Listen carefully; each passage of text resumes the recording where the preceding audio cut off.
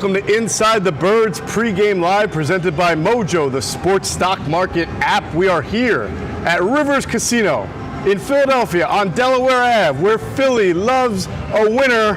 And the winner of today's game between the Philadelphia Eagles and the San Francisco 49ers goes to the Super Bowl. That's right, I'm Geoff Mosher alongside my co-host Adam Caplan. We're joined as always by our tape breakdown master from NFL Films, Greg Cosell. Greg, you ready for some championship game football here? Today's a good day. Today is a good day. And of course, it's a good day because the Eagles are in it, but it's a good day anyway, you know? Absolutely. We always love this day of the year.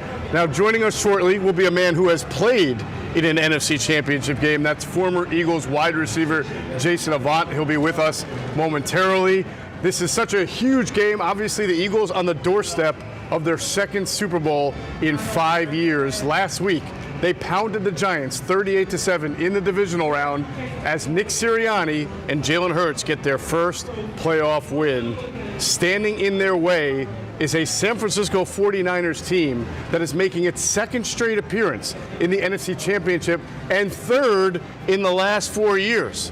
On top of that, they've won 12 straight games, including last week's 19-11 win over the Dallas Cowboys in the divisional round. And that's a lot of history right there for the 49ers to be winning 12 straight games, 7 of which were started by rookie third-string quarterback. He started the year as a third-stringer, Brock Purdy. We'll get into that. Now, these two teams have met once before in the playoffs. I don't know if too many people remember it. It was 1996 when Steve Young led the Niners to a 14-0 win over the Eagles at Candlestick Park. As we say that, our man Jason Avant comes in. Was that a Ty Detmer game? That was a Ty Detmer game. Okay. Steve Young versus Ty Detmer. Wow. It's amazing the Eagles didn't pull that off. Yeah, exactly. That's right. That's right. The BYU Bowl. Yeah. There you go. All right. Chances. Yeah. We cannot wait to break this all down. What's up, Jason? How you doing? What's going on? Jay, what's happening? If I'm not late, we don't win. That's a good point. That is a good point. Good thing he's not Tom Coughlin. Oh, my God. See how red my face would get? Jay, you're the only one on this panel who actually played in an NFC Championship game. You know why that is? Because you're the only one on this panel who played football. What was that like? It was unbelievable. I remember beating the Giants in order to make it to Arizona, and we were stoked out of our mind to play the game. I just remember we didn't have the same vigor as this team. I would honestly say that because we played Arizona and beat them by like 30-something on Thanksgiving Day. And it's very, very hard to just get re-amped up to play a team that you think you're better than. And I think they have more juice than we did. But this team has championship pedigree. This team is way different from our team. So many leaders, so many guys that have been there. There was a changeover team when I was there. So I think we'll definitely be there. One thing on that, the Eagles obviously have experience. Some of these guys were from the Super Bowl team. How much does that matter? Guys who've had experience in the playoffs or a Super Bowl, and how do you manifest that for this game? I think, from an organization standpoint, I think that's a big deal because I was around both, right? So even though I didn't play when they won the 2017-18 season, I was around both, and I'm friends with a lot of people in upper management, and I can tell you the difference between all of the Super Bowls.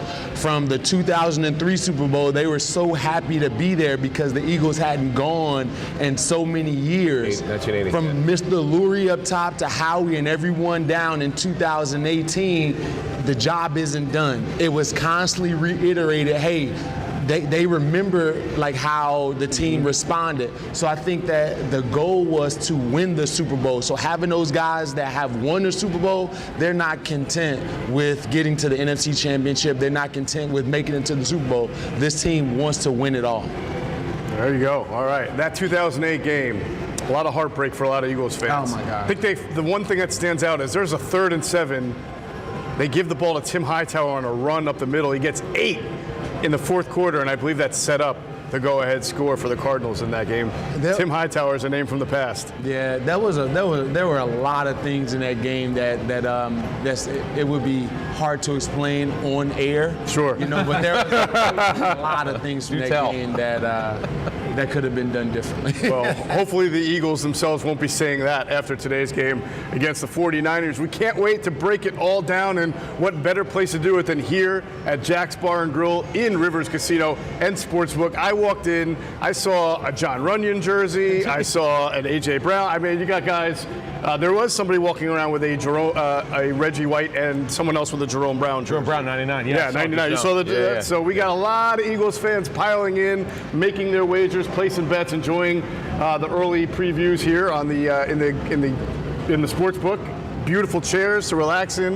It's a wonderful day to watch football, and no better place to watch it than here at Rivers Casino and Sportsbook. Please, if you want to leave your score in the YouTube chat box, do it. We'll try to read them out. I have a feeling a lot of people will be predicting a Birds win today, but would love to hear what you're thinking. So leave it and we'll read it out. And of course, if you can like or share, whatever you can do on the platform to promote Inside the Birds pregame live, we greatly appreciate it. All right, we are going to break this game down, X's and O's, get into it, bring out the scalpel, the forceps, tear it apart. But as always, we like to take a big picture view of the game. So Jason, I'd like to start with you. Some interesting things about the 49ers. Yeah. Despite all their winning recently, they have not left the West Coast there since October 16th. That's when they played the Atlanta Falcons in Atlanta, which is also, I believe, their last loss. How much are they impacted today, in your mind, by traveling across the country, playing in an environment? They've only played in 2 road environments during their win streak. One was Seattle, one was, I think, LA. So Vegas, how much different? I'm sorry, Vegas, right? Yeah. How much different is it to fly across the country and play at the Link for them today? You like to think as a player that it doesn't matter at all, and I think that as a player you have to think that way in order to win football games. But there's been a bunch of studies that have shown that once you fly across the country, that the records are significantly less on the winning side for teams that do that. So I think that is going to be a big deal. And coming to Philadelphia, this crowd is going to be bananas. I don't necessarily know if they've been around this violent of a crowd, right? and you've been with some loud crowds, right, out there, and with Seattle. But this is an intimidating crowd, hostile crowd. Yeah, it's funny because Kyle Shanahan, I read stories where he pumped the music up at practice extra loud this week, and I'm like, music is usually upbeat, and I don't know if that's going to really replicate what the Niners are getting into. AC/DC the whole time, something really loud? Yeah, something loud and something hostile would probably have helped. Now, you referenced that stat. It used to be, I remember being a reporter, always writing this down, it was something around 65% of the time that the West Coast team that traveled to the East Coast for a 1 o'clock game would lose. That's how much it favored the East Coast team. But in the last 5 years, and I think this might speak to your point, some teams have changed things up. We saw Chip Kelly decide to fly out west earlier. Oh, later. Later in the week. That has changed a lot. You see a lot more West Coast teams come to the East Coast, even for 1 o'clock games, and win in the last. And the same thing is, home teams don't win at the same clip in the regular season that they used to. Well, I think a part of that too is like the NFL has done a great job with scheduling. So a lot of times these teams that travel east or west, they usually have back-to-back games. East and West, and a lot of these coaches have figured out a way to stay in that time zone. That happens a bunch throughout the season. The Eagles did that in 2017, Seattle and LA. A bunch. And the NFL does a great job. Say the AFC or the NFC's, West has to play the NFC East this year. There's going to be a lot of symmetry that way with the NFL scheduling. So it sounds like you're saying the bigger concern for the Niners is the hostile crowd, not the flight. Not the flight. Okay. Yeah. just having you on record with that. Greg, really interesting question I have for you. It's not necessarily a tape breakdown question, but you watch tape on a lot of these things. Yeah. So I'm just going to ask you, which team do you think has the better starting 22? Oh boy. That's a tough question. I know. I give him the tough ones. That's I give him the tough Good ones. question, though. Yeah. I'm sure people just want me to say one or the other, but I don't know if you can answer it quite that way, because then you have to factor in how the teams play. Sure. And how they deploy their players. Right. And I think that's a major factor in this game, which of course we're going to get into. But, I But that's why we're going to get into this. I'd have a tough time just sitting. I mean, you'd almost have to go position by position. That tells you how even it is. Yeah, you'd have to go position by position.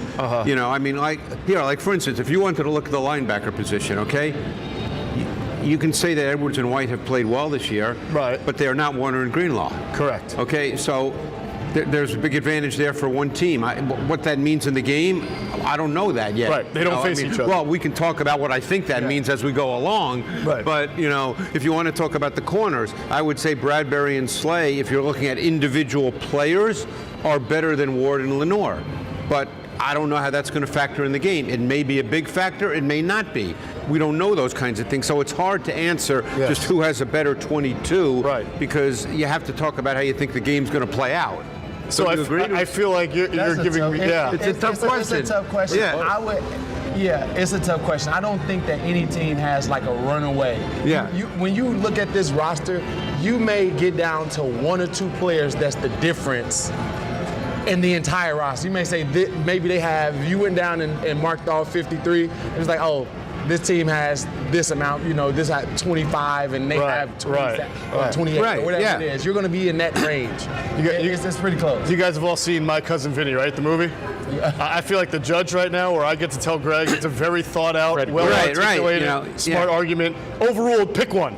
I mean, I think, for instance, a great example is no matter what Brock Purdy's done up to this point, and it's certainly been good, and we'll discuss that in more detail, obviously Jalen Hurts is better than Brock Purdy. Sure. Okay, does that mean, okay, the Eagles are going to win, Jalen Hurts is better than Brock Purdy?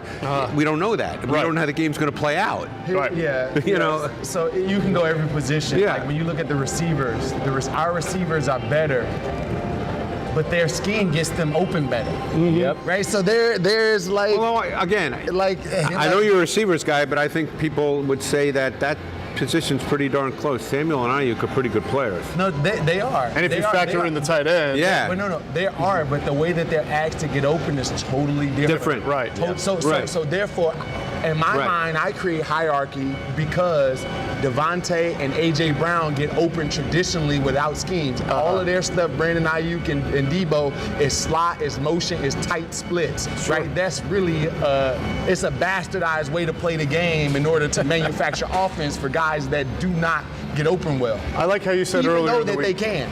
Right. Earlier in the week, I think you said A.J. Brown is a great wide receiver. Debo Samuel is a great football player. Yeah. And I totally understood what you weren't trying to knock him as a wide. You were just saying the way he's used is not just like your traditional wide receiver. Yeah. All right. We will not get an answer from you on that number. No, that's okay. I mean, yeah. It's a really good. I think that just shows how close it is. Yeah. For sure. Yeah. Which is why I was really hoping for this game over Dallas. Right. I just wanted to see a potentially great game with two great teams. Makes sense. So I ask you, Adam, is the winner of the NFC Championship the favorite to win the Super Bowl? Okay, so part of the way I would say that is this. First of all, we don't know how Mahomes is going to. If they win, Mahomes also he's got a pretty significant issue with his right ankle. Okay, so you don't know about that. Right. If the Eagles win, will they be favored against the Bengals or the Chiefs?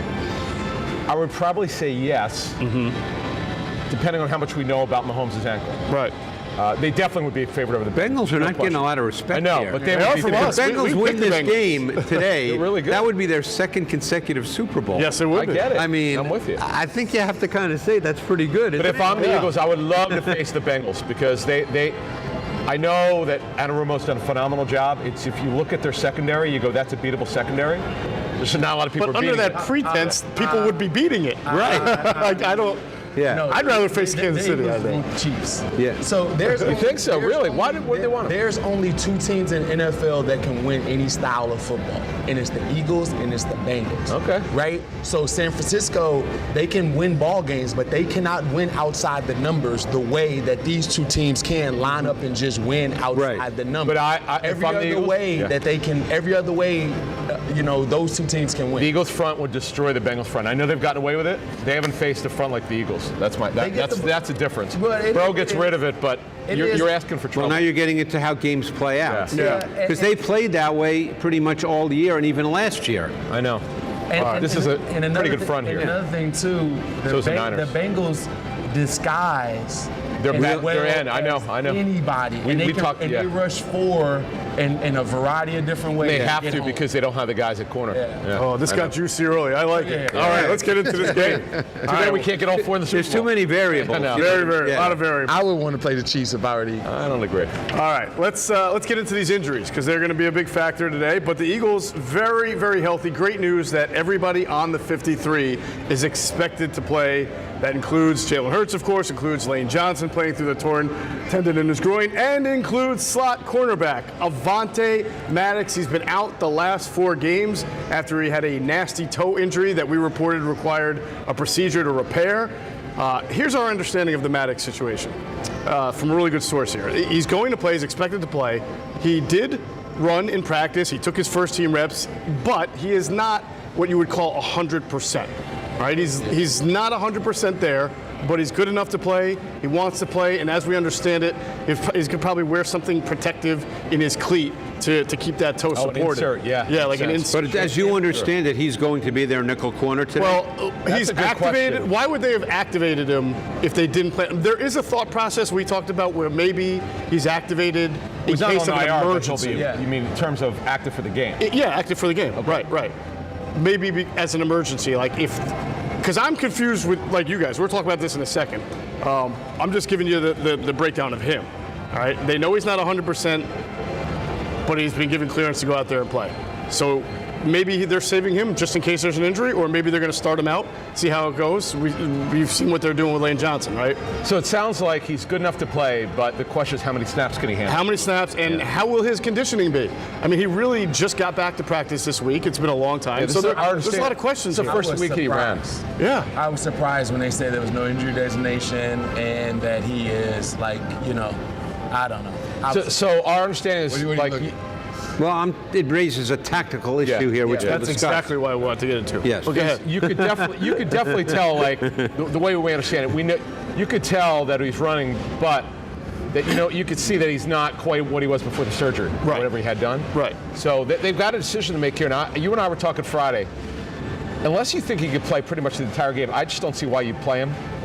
Because if they win, you want him as close to 100% as he could be in 2 weeks. Of course. I know it's all about today, and you got to win and all that. But he does. You do get 2 weeks. I'm sorry. You do get. Yeah, right. Sorry. No, that's what I'm saying. So to me, unless you think he could do his job normally, it's Gardner Johnson in the slot. But we'll see. But that's why I say if it's all about today, I understand why you're playing Lane Johnson even though he's hurt, because Lane Johnson at 80% or whatever is still your best right tackle. I do wonder when you have C.J. Gardner Johnson available and you've had Reed Blankenship playing well at slot, why would you sort of jeopardize playing a not 100% player in a position that the opponent definitely likes to take advantage of regularly? I mean, the 49ers are a team that they do a lot of different things, but they play within the numbers a lot. They play in the attack your interior. Why would you want a guy less than 100% when you have C.J. Gardner Johnson? When Avante Maddox is healthy, the Eagles can do a lot more. And that's the biggest reason that they want him out there. He is a difference maker. He's played extremely well. And if you want to get Gardner Johnson back in a position where he can cause more turnovers and your team feels like they're intact in the back end, I see why you do it. And maybe they have more insight than we do. Yeah. Here's one way. And knowing that he's going to be able to make it through the game. And this team attacks the middle of the field a bunch, and you want your best players in there. So maybe he only plays in nickel, which could be, Well, that's where he don't. That's where he don't- No, but what I'm saying is sometimes he's played like every snap, depending on the opponent. Yeah. So maybe they don't play him as many snaps. Well, Well, they're not because this team runs play 21. Yeah. So they but probably won't have that raises right. the question as to what the Eagles will do versus 21. Because it's easy to say they'll stay in base with 4 DBs, but this team throws the ball really well out of 21. Right. And they have 5 eligible receivers out of 21 who line up anywhere in the formation. Okay, they're not traditional 21 with a fullback in the backfield and the I formation. They might do that on occasion, but this team is as diverse and multiple out of 21, both formationally and with their pass game, as any team in the league. Yeah. So the question becomes, maybe when it's 1st and 10, the Eagles are in their base 5-2. But what happens, in other down and distance situations? Are the Eagles always going to be in their base versus 21? I think that's one of the most intriguing elements of this game. The Eagles may not be. And if they go nickel, okay, and Maddox, who's had a really good year, but he's little, they'll run at Maddox. Teams have done that over the last 2-3 years at times, and they run at Maddox. And what the 49ers do, because they're very multiple with their run game concepts and how they block them, they take basic concepts and block them not as traditionally as most teams.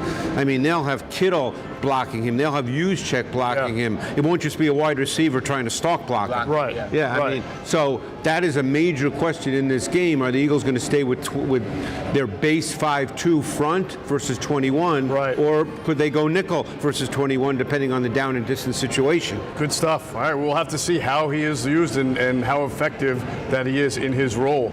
Moving on to the 49ers, they were nursing a few wounds throughout the week, but they should be in good shape. Running back Christian McCaffrey, everybody wondered about with the calf. It's good to go. Wide receiver Deebo Samuel also expected to play. He was dealing with an ankle. And who else? Oh, Deebo Samuel. I just mentioned him, right? Samuel. Oh, yeah. Actually, it's the same left ankle, which he had a high ankle sprain weeks ago. So he aggravated the injury. He's going to play. Charles Menahu will play with the oblique, and also they're going to let the legal stuff play out, so they're not going to bench him. Right. Menahu is one of their top backup DNs, right? Well, he plays D end and D tackle. He's a really good Big player. dude. He's 6'6". Yeah, he's a good player for them. Very bizarre report. Yeah. Now, Elijah Mitchell is questionable with the groin, but I imagine he's going to be all right. I'm told there that they're optimistic he'll be able to play, but what they did was, just because both of their top backs are hurt, Tevin Coleman, who will never go away, he travels with Kyle Shanahan. Kyle had him in Atlanta. I'm sure he'll dress today as the fourth back, and they'll see how they'll use him. Now, if for some reason Mitchell can't play, Coleman could certainly get snaps. And then because they're not deep at all, outside corner, Janoris Jenkins, or Jackrabbit, but Janoris now, he was elevated off the Talk about never goes away. Yeah. Good player, though. Yeah. The guy's he's well into his 30s, but he's going to get snaps today. They just don't have the depth at outside corner. Yeah, that's true. I forgot to mention that the Eagles did elevate again Anthony Harris from the practice squad. Now, last week they elevated him and then didn't make him active. Is that like a wink, wink, nod, nod? Do you get a check for that? Oh, yeah, he gets paid. Yeah. How you feel about that, Jay? No, not very much. All right, moving on. Look at that face. Can we frame that? Oh, that's great. Wonderful. All right. Yeah, how about that? Getting elevated and then being inactive. It almost makes you wonder why you're elevated. Teams do that. It kind of happens every week. Yeah, it's it is weird. very, very odd. All right. Well, it'll be interesting to see if the Jackrabbit has to make his way into today's game, because he's been a decent player in this league for a little bit. Yeah. All right. Highly paid. I don't think anyone doubts that this matchup today, as we were mentioning, is a matchup between the two best teams in the NFC. It's also a battle of a great Eagles offense versus a great Eagles 49ers defense, and vice versa. The Niners have allowed the league's fewest points and total yards. The Eagles have gained the third fewest yards and have scored the third most yards, third most points. I'm going to get it right once a point today. So, Greg, let's examine this matchup from a tactical standpoint. The Eagles ran a lot last week for 250 yards. They ran against the Giants. This is a much better run defense they're facing today. Corners, maybe a weakness you might consider on this 49ers defense. Is this a Eagles come out throwing game in your mind? Ooh, that's a tough question, because the Eagles, I think one of the things that makes the Eagles so good is what they can do with their run game because of the Hurts factor. But there's no question that this 49ers defense is really built more, unlike a lot of teams, from sort of the inside out. Lenoir and Ward have played well, and Ward over the last month or so, they've kind of featured him as a matchup corner. So it'll be interesting to see if they use him to match up to A.J. Brown. And Lenoir's played pretty well over the last month or so. They're a predominant zone-based defense. They'll play more man on third down. Jimmy Ward's a really good slot corner. No one really talks about him. He's a really good player. He's been in the league for a while now. Yeah, and he's also a physical player, so he's a good run defender as well. Former safety. Yep. Yeah. But, because the Eagles' run game, because of the Hurts factor, is a little different than just a team that lines up and runs the ball. And while Warner and Greenlaw, and I think Warner's the best linebacker in football, hands down, and Greenlaw's a really good player, but they're both very reactive. So, I would expect the Eagles, when they do run the ball, to see a lot of misdirection, to see a lot of those kinds of elements, to get the eyes of second-level players, even Hufanga, the safety. Hufanga, the safety, particularly when he's in the box, he has great timing as a run blitzer. He's very physical. You know, you want to get these guys to be reactive, and then play off that. So I think the run game is important. I don't know what their run-pass ratio will be early, but on the other hand, I think that they're going to feel pretty good about attacking outside the numbers with Smith and Brown versus Ward and Lenoir. I think they're going to feel that they have an advantage there. Sure. You're going to see vertical shots in this game. I expect heavy 11. The way that you beat San Francisco, based on the Well, numbers. that's the way they've been playing a lot lately. Although last week, Which I think was matchup driven. Well, and also the score. Yeah. They got up early. They got But up even early. in the first half, I thought they played more 12 than I mean, second half they went to 13. But again, the Niners are not deep at corner, and looking at the list of receivers who have gotten them, they've given up a lot of yards. I mean, the Raider game, they couldn't stop. Adams, I mean, we gave the list in our last show. The way the teams have beaten them by football, simply that. Yeah, they're first against the run, 20th against the pass. So here's the thing. San Francisco is a juggernaut when you make it to third down. And it's so confusing for the quarterback and for the offensive line to pick up the protection because everyone is standing on the line of scrimmage. And they can get to any coverage. They can get to any coverage from that position. So you want to be aggressive as you can on first and second down to stay ahead on third down. If you don't, it's going to be a very, very tough game. So I think that they should throw the ball when the coverage is clearly defined and they're in their safe defenses on first and second down. Third down, you don't want to get into third and 8, third and 9s. That's how turnovers happen, and that's how Jalen Hurts can get confused. Sure. And I was going to say, that's why the Eagles like throwing historically early in games, because before defenses kind of figure out and get set. Because once you get later into the game, then you're going to start getting a lot of their stuff. So I would expect, unlike last week, they're going to come out throwing. Yeah. I would also expect to see them do some no-huddle tempo early. Yes. For what benefit, Greg? Well, what that does is it minimizes communication and adjustment by the defense. And this way the 49ers, even though they're really good on defense and they have a lot of veterans who know what to do, it just forces them to be set and then you just play. And I think that the Eagles have used that selectively throughout the season and have had success doing it. Sure. So again, they're not going to do it on every single play, but I would expect that you'd see it. I think this past game against the Giants, if I'm not mistaken, on 3 of their first 5 possessions, they went selective no huddle and had really good success. I would expect to see that early in the game. Okay. Teams with exotic blitzes, teams that have high pressure rates, and teams that play a lot of games up front. When you go up tempo, it's hard for them to communicate that and get to the line of scrimmage and get that executed quickly.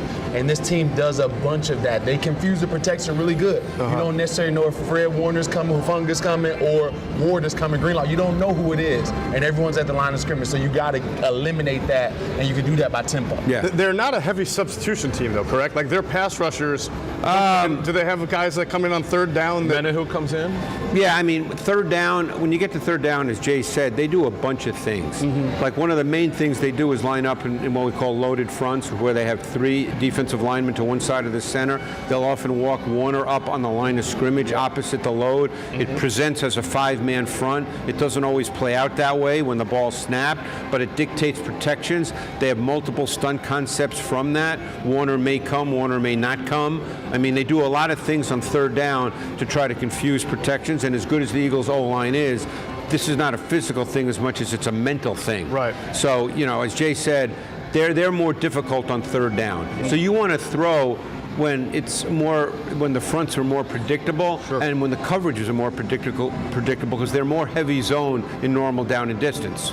I'll say this as well. This week, based on what I've seen on tape, if you can get Quez at 3 by 1, if you can get him at 3, it will dictate a lot of things of what they do because you need someone that can run, that's going to pop out. And guess who that guy is going to be? It's going to be Fred Warner. Right. And that shot that you see CeeDee Lamb take down the middle of the field, he couldn't get there.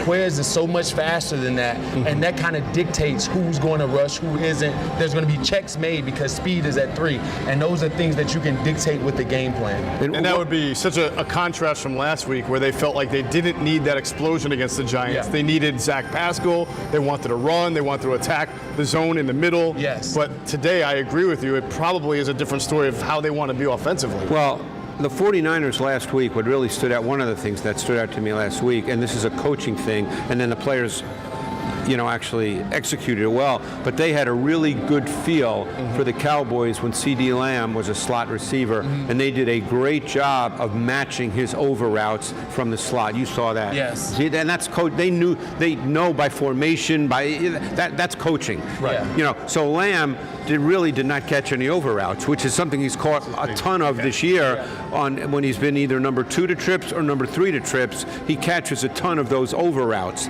They took that away. Right. Warner would run with him, Greenlaw, Hufanga ran with him at times, Jimmy Ward, and then you do that based on film study.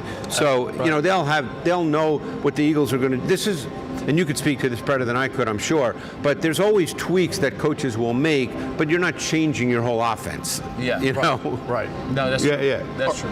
One thing I also wanted to ask Adam, but real quick, I just want to say we're approaching 1,000 viewers right now, which is a great number. Please help us get to 1,000. Share the show, promote the show, retweet the show, whatever you can do to get to 1,000 would be fantastic, and we greatly appreciate everybody tuning in. Adam, one point that maybe we haven't discussed is that as great as the 49ers defense is, they don't play too many teams, if any, right? And I know you've spoken to some people that really control the run the way the Eagles do as far as from an RPO stand or a zone read standpoint, quarterback design runs. Nobody in their division does that as much, even the Cardinals don't. Murray was hurt, so no, they haven't.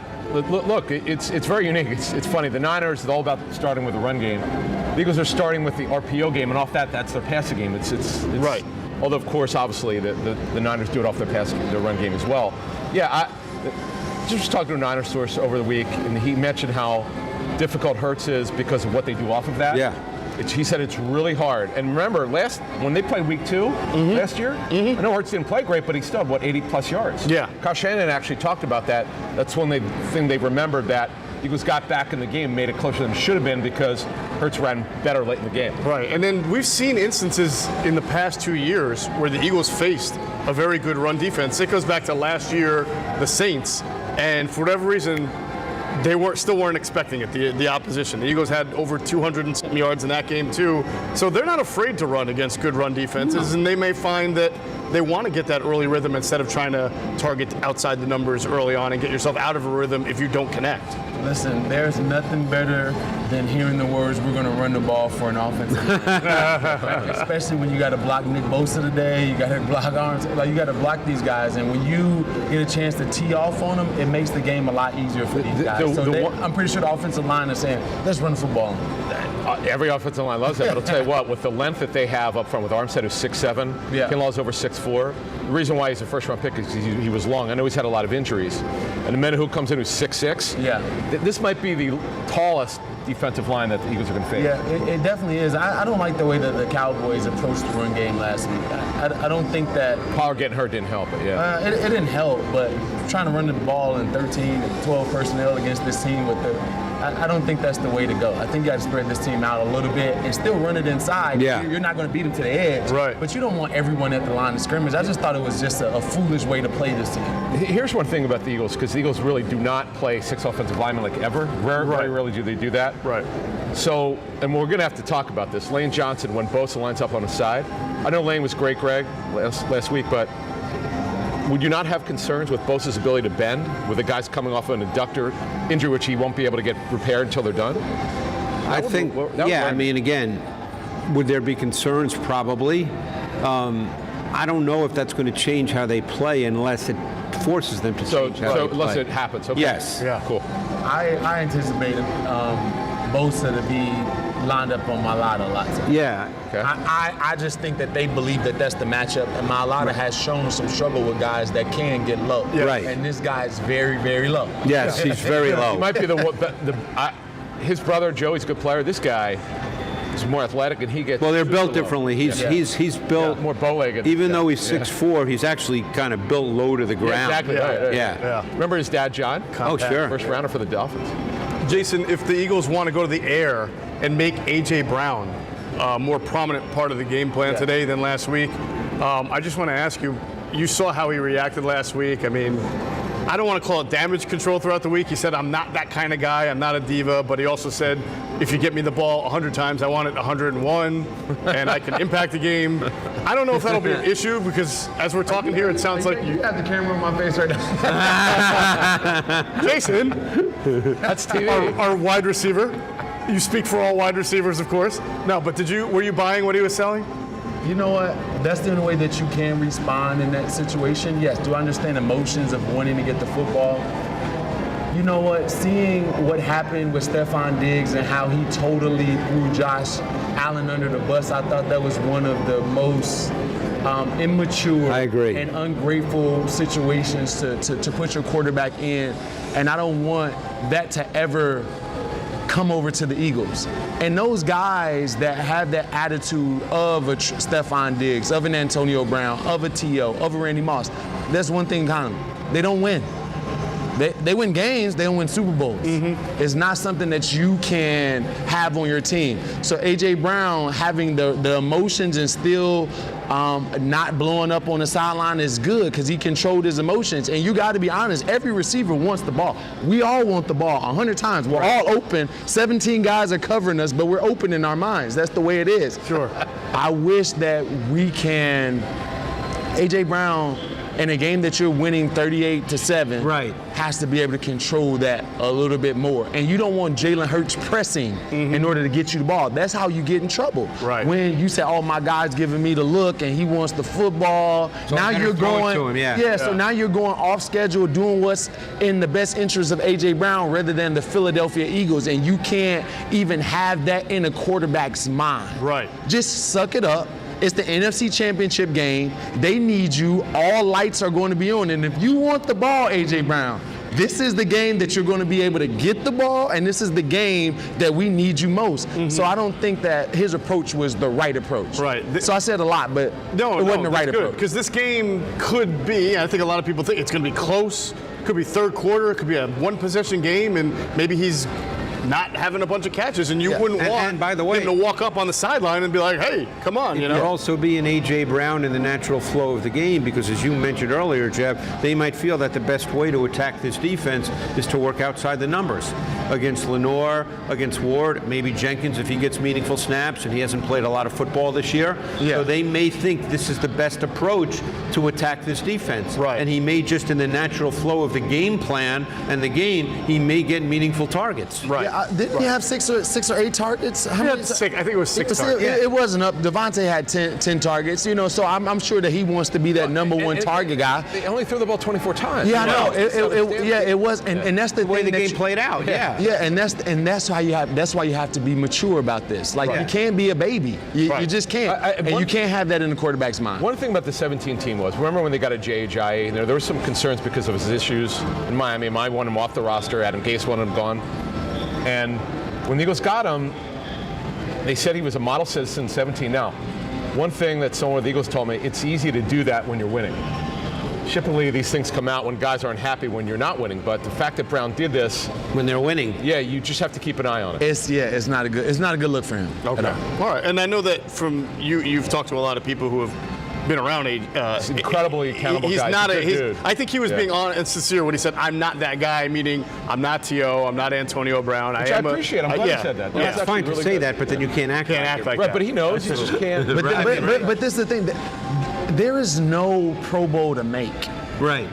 There isn't a receiver like yards and catch thing that you can make in the playoffs. It's about winning football games. Right. Catch one pass and win, it's great. No, it's not about how many stats you get, right? It's about the moments, right? And then when you're a guy like A.J. Brown, you need one. I mean, let's say it's a really close game and he only has 4 targets, but then the fourth quarter they throw him the ball and he catches a touchdown that wins the game and he ends up with 2 for 29. Yeah. But that may be the moment. Gotcha. You know? Or it's a fourth down. They need it and somebody else runs it in. Right. There's moments now. It's not about stats. It's moments. All right. A lot of confidence out there from our audience so far. Ron K says Eagles win 28-18. Sebastian says the Eagles win 27-17, although the score is closer than it appears. Michael Michael White, 33-24 Birds. And Presidential Mike says Eagles 34, Niners 17. And by the way, there's some Niner fans on our message on our Oh, yeah? our yes, I YouTube saw comments. I saw that, but they were respectful, unlike the Cowboy fans. Well, what else would you expect? Ray. All right, let's get back to sort of the Eagles' offense, their RPOs. I mean, what the Eagles have done this year offensively, you can say they're the unstoppable force, and of course the Niners could be the immovable object. So this will be a very interesting cat and mouse game between them. I want to again focus on what the Niners have from a personnel standpoint. You said Fred Warner, best linebacker in the game. Dre Greenlaw. Hufanga, the safety. They have very good personnel. What I wonder is this, and we talked about this a little bit off air. Can the Niners steal something from the Chicago Bears tape as far as let's crash our ends, let's make Jalen Hurts keep the ball on the zone reads, and then just hit them because they have fast, athletic players at linebacker and secondary, and maybe that is their choice here. We'll let Jalen run, and then we will try to hit him and test to see how healthy he is. Do you guys see that being a wise, strategy for them? I think that you have to take out parts of the game with Chicago, right? Mm-hmm. It was super windy in Chicago, so that's a factor. You can't throw the ball that you want. So yes, the Bears were able to get some things done because the elements played a part of the game, and also, can you make? I think every team goes in a game saying, okay, let's make Jalen Hurts pull it. The Eagles come with so many different varieties of ways that they can, keep him clean. Sure. And if you get to a point where he just is running quarterback design runs, what do you do now? There's so many ways the Eagles can. So yes, every team is going to say, let me let him pull it and make him keep it and see if I can hit him. They can also change the read defender if they want. But if the elements are not affecting this game, there's so many other things that you have to worry about rather than that. And I think the Bears were able to do that because of the weather. I mean, I think theoretically, on any option type, zone read, you can take away the option as a defense. Mm-hmm. I remember when Kaepernick going back to 2011, 2012, when that sort of took the league by storm. Yeah. And then teams decided, you know what, we have to defend this now, so we can take away the option. Because I remember Seattle then back, in those early years, teams would just take away they either make Russell Wilson hand it off or they'd make him run. So you can take away the option. Then the question is, what do you do off of that offensively? Sure. And I think the Eagles have done a really good job with how they've reacted to what teams have tried to do. Right. Because, Hurts is in the gun literally on every play. Yeah. And unless it's third and long, you know that there's a run potential element and dimension to every one of those plays. Mm-hmm. And you can't, as a defense, do the same thing all the time. You can't just say, okay, we're going to shoot our defensive end hard and say, you can't do that. Right. And first of all, it might not be a read option play. So, that's one of the things that makes the Eagles so tough is they can do so many things. Even RPOs. Everybody just thinks about RPOs as they're throwing a quick slant. The Eagles do far more than throwing quick slants off RPOs. Yeah. So there's a lot of things they do, and that's one of the reasons, as you spoke to, your source with the Niners, they do a lot of things off that are difficult to defend. Sure. I'll say this too. If you look back at the Bears game, the Bears were playing Russian roulette too, and they were able to do that. They were able to play a bunch of man coverage and have an extra person down. When you think of that, that's not the way that the 49ers want to play this game. So I don't think that you can try to mimic it, because you don't want to, in a normal scenario where it's going to be good weather today for football, leave A.J. Brown, Devontae Smith one-on-one the entire game. And they'll do it on occasion, but they're not going to do that as their foundation. So, Greg, you and I were talking earlier this week. The Niners will go some man, though, in nickel. Third down, they increase their man percentage on third down, which a lot of teams do, by the way. Yes. Sure. But they do that, but they're not a base man coverage defense. They're zones. But they will play more man on third down. So normally when we talk about facing a zone team for the Eagles, we talk about the offense can be run at times through Dallas Goedert because he's such a good zone beater. But this team, because of what they have at linebacker and, of course, their great safety, Talanoa Hufanga. Right, who, by the way, one of my favorite names. Not their man matchup on third down. When they go cover one on third down, again, They will do that. It's not a heavy foundation, but when they do that, Hufanga is the post safety, and Tayshaun Gibson is the predominant tight end matchup. Another guy who's been in the league for quite a while. He was now. with Kyle in Cleveland. Yeah. Because Hufanga, and I remember watching him coming out of USC, and he played very similarly, and there were big questions as to his ability to play man-to-man and on the back end. But they do put him on the back end in cover one because he's not really a man-to-man defender on tight ends. Now, once in a while they'll do that, but for the most part, it's Tayshaun Gibson who's the man coverage defender when they go cover one on third down. How does the this first 2 plays of the game last week? Yeah. Made the first 2 plays. So how does that defensive structure favor or not favor Dallas Goedert? Will it be difficult for him to be a highly targeted player today? Well, Goddard is a better. Gibson's a good player. He's been in the league a long time. Yeah. And he was a key under-the-radar pickup for this team because he's been a really solid, he's a solid pro. You know, he's one of those guys. He knows his assignments. You line him up, he plays, he's a good football player. I mean, years ago, I think he had one year he made the Pro Bowl, or a couple of years. I think one year he had 8 or 9 interceptions. You know, but I mean, if you're talking about if it's a true one-on-one matchup, Goddard is a better player than Gibson. Sure. But again, I don't know what that means as far as target share. Right. Okay. All right. Well, I don't. First and second down, anyone in our offense can get the ball. Right. It's going to be tough, because the middle of the field is so cluttered. I just think that Jalen Hurts, by nature of what he has done, is going to look outside on third down. Sure. That's just what I think. I would agree with that. I'm with you on that. Yeah. And Gibson's got really good size. He's over 6 feet. Yeah. And he's an older guy. Not a lot of tight ends have done well against him. Now, Waller's the last tight end to really do well against him. That was in Week 17. That was that crazy high-scoring game of all people, with Jared Stidham having his best game as a professional. One other point, though. Even on first and second down, Fred Warner is such a good coverage linebacker, and he's 6'3", and he has unbelievable awareness of routes. He doesn't just drop. He sees routes. He knows where the routes are coming from. And he's made a ton of plays this year knocking down balls with depth. And, you know, he gets tremendous depth and he has great length. So he could be the best pass coverage linebacker in the league. Also sounds like with the length that they have, some batted balls will be something to watch today. Because we've seen Jalen sometimes in occasional games have a lot of batted balls. Think about the play for last week when you saw CeeDee Lamb get the bracket coverage when it was 2 and Dak threw the interception. Jimmy Ward tipped it to Fred Warner. Right. And most NFL defenses, that's an easy catch. You go up and you sit in between those 2 guys because the guys don't read it that well. Right?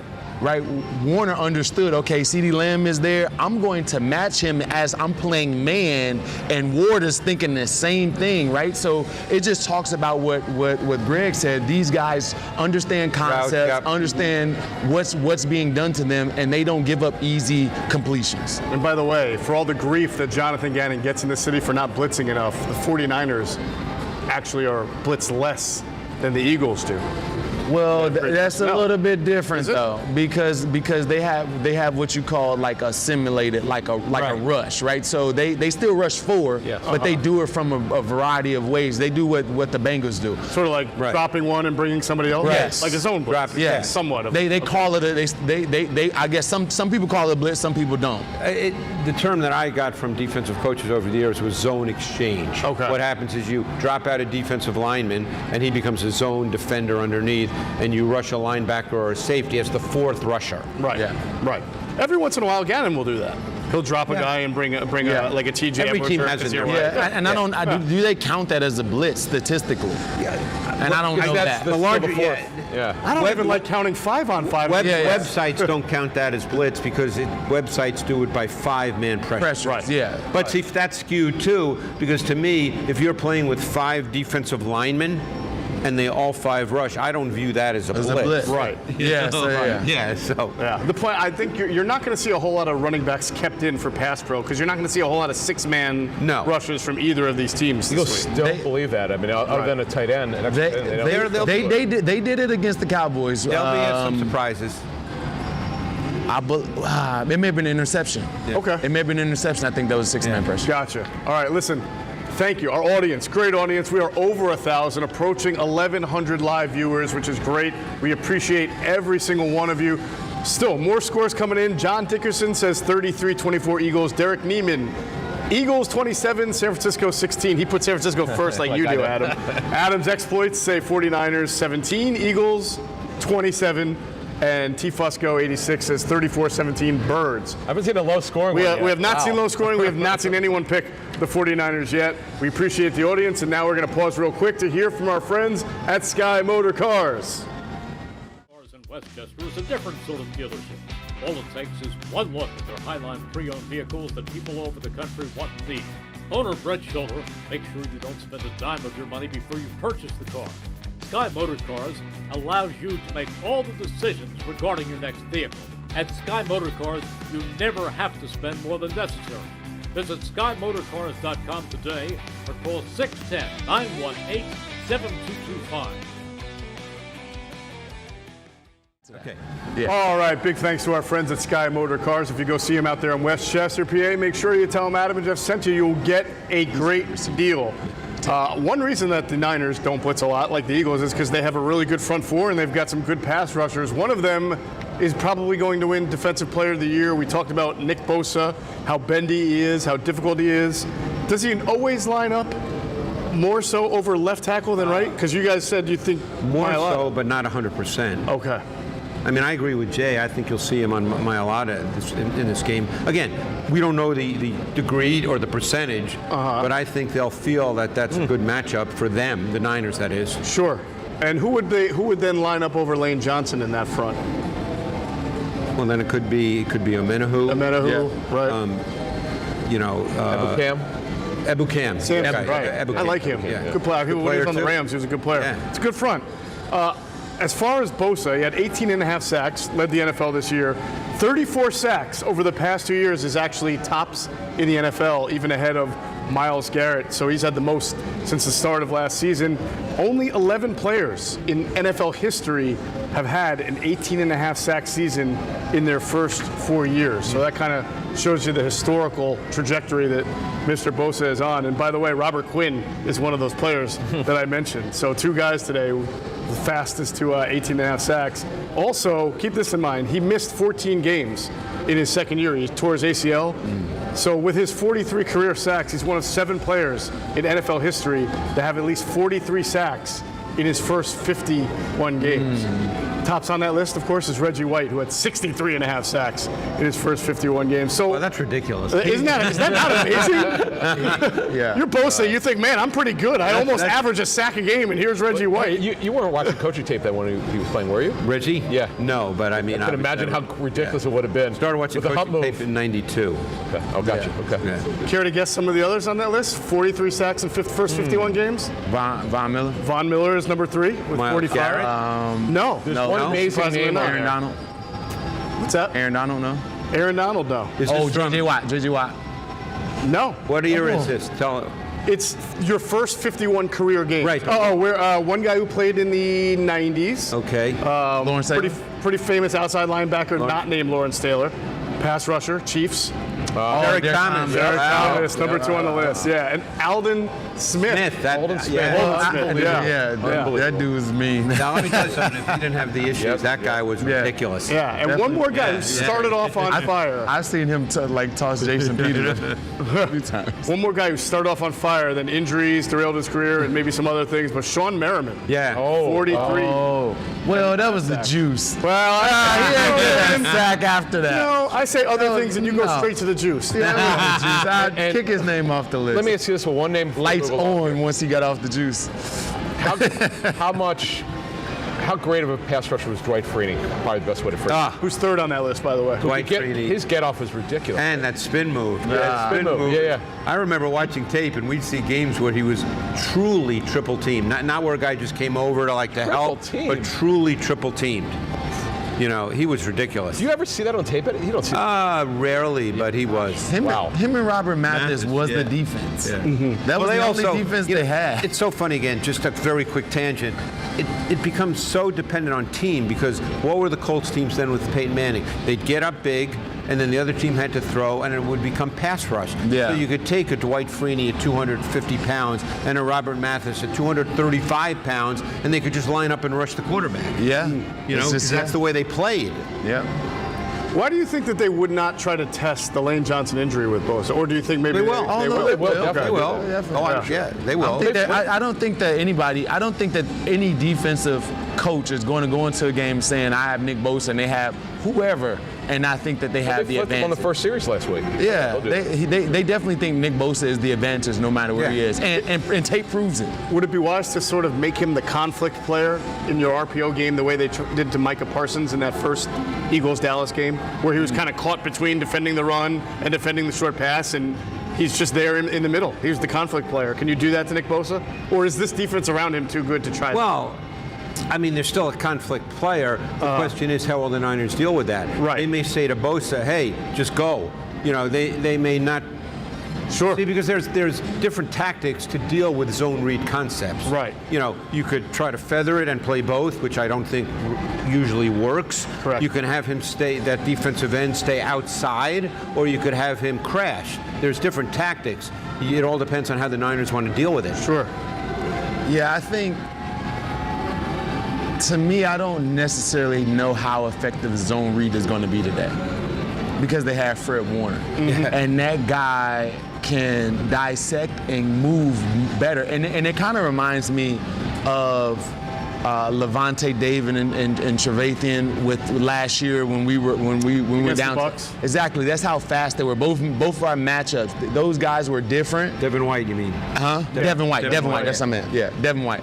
I don't know why I said that. Yeah. But yeah, Devin White and Trevathan, right? So I think it gets into that where you have fast linebackers, and I don't necessarily think that the RPO game is going to be when Jalen keeps it is going to be that effective today. Right. They might want Jalen to keep it and feel they're going to run him down, and we'll tackle him. Yeah. Maybe he'll fall on his shoulder. Sure. I mean, they might think that. Yeah, no. The goal is to get him out of the game. Every defensive player, and that sounds pretty bad. Yeah. To the public, but when we're out there thinking, if we can get him out of the game, we will. Right. So and that's the goal. Absolutely. I want to ask you as a player who said that you've dealt with the same kind of injury that Lane Johnson is dealing with. You played through it. Could you, when you were watching him, every once in a while we'd see him kind of grab at the midsection. Yeah. Could you talk about a compensation technique? Is there anything you picked up that he was doing to compensate? I was floored. Like, I thought it was one of. I don't want to go and jump too far, but Lane Johnson played extremely well to have the injury that he did. Yeah. Extremely well. And I did not think that he would be able to be that effective. And he was able to move up to the second level at times, which is very, very unheard of. So, yes, I was thrown back, and yes, I didn't see any extra movements. You can see him picking it up and laboring, using this left side a little bit more, but that's to be expected. If he can continue to play like he did, this upcoming game and the rest of the playoffs, the Eagles are in good shape. Greg, what do you think? How did he look to you? I thought he played really well. I mean, early in the game, there were a number of snaps where I was watching him, and after the play, you could kind of see him, because he probably got a pinch of pain. Right. No matter how tough you are, you get that pinch of pain. It hurts, right? Yes, it hurts. Right, it hurts. But for the most part, he hung in there really, really well. And I thought, just to return to last week's game really quickly, that was as dominant an O-line performance as we've seen. I mean, I'm not trying to denigrate the Giants at all, because we know what kind of year Dexter Lawrence had. We know what kind of player Leonard Williams can be. But last week looked like it was preseason. Yeah. It looked like you had the number ones of the Eagles playing against the number twos of the Giants. Wow. Yeah. I mean, you didn't know them that Dexter invisible at Lawrence times, yeah. and Leonard Williams were on the field. Yeah. I thought Kelsey was so dominant. And he was not the only one, but Kelsey stood out to me. He just dominated. Yep. I mean, he had the one play, it wasn't against Lawrence, but it was a running play in the third quarter where he just threw Ellis to the ground. Yeah. I mean, Ellis is 330 pounds. Yeah. So that to me, the whole game on that side of the ball from an O-line standpoint had the feel almost of a preseason game. Sure.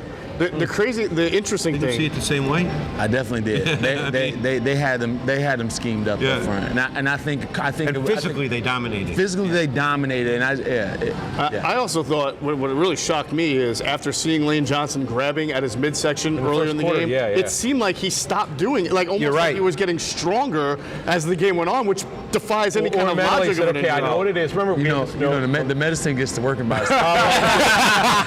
Doesn't that wear off? There, I think. Okay, well, no, you Yeah, brought you that get a up. little extra halftime. You brought that up. edition, too. Oh, okay. Do you ever have Toradol before? Have I- Man, you I- haven't played in the NFL, you have, right? Once? Just Well, I don't do Toradol, like, cause I didn't feel great with Toradol, but you can take other things that are like anti-inflammatories and stuff like that. Like Hey, I know the dark feeling because I'm playing hurt Yeah, yeah. today. I got an abscess and infection in a tooth. Oh, man. So Thanks for sharing. Wow. Yeah, so tomorrow I'm getting like major work at the endodontist to fix it. But I'm on amoxicillin right now. If I wasn't on amoxicillin, I'd be sitting here No wonder we drooling. so happy. Seriously. We'll try to keep Bosa off you today. Yeah, all right? correct. All right, Tony Fuller says Birds win 27-23. Romy Moore, Eagles 35, Niners 17. We've got, I you're apologize, having I'm Bill not today, going to pronounce his name. I'm going to do the best I can. Sadev Ochir, Seren Onault, 27-17 Birds. And Oates says Eagles 32, Niners 21. Please keep sharing the show, keep promoting. We're over 1,100 viewers. Thank you so much. Can't tell you how much we appreciate it. Really quick before we get to a break, any other match? I mean, they have Eric Armstead's a good player. We mentioned Ekubon. Is there any other area on the offensive line that you think the Niners might have a pretty good favorable matchup? As an individual, because I think Yeah, I'm they'll thinking on scheme more and- third down pass rush. We know or- they stun. Third down, they're gonna going to stun. Yeah. They're going to line up in that loaded front. They're going to test them mentally. Yeah. That's kind of what the Niners to, do. to me, besides Nick Bosa, he's the clear matchup nightmare. Everything else is going to be scheme. Yeah, okay. And trying to confuse the protection. And what we mean by that, who's going to be the mic and how I'm going to count off of that. And that's going to be the hardest thing that the Eagles are going to have to face today. Nick Bosa and confusing the protection. This team, both sides, offensively and defensively, are very well coached. And they make you confuse in so many different ways, both offensively and defensively. Sure. All right, to our now over 1,300 viewers, thank you. Please hold on with us. We're coming back for hour 2 of Inside the Birds. First, we're going to take a break to hear from our friends at Rivers Casino and Sportsbook. Game night for me is every night. At the place where I meet up with the guys, grab a cold one, and watch the big game on the big screen. So whether it's the money line, the pass line, or a parlay, I'm in it to win. This is my city, and this is my place. All right, big thanks to our friends at Rivers Casino and Sportsbook. There is truly no better place to come watch a game, no better place to get some food than here at Jack's Bar and Grill. We've been here all season long for 2 straight years now. They have been wonderful hosts. You have to come next season.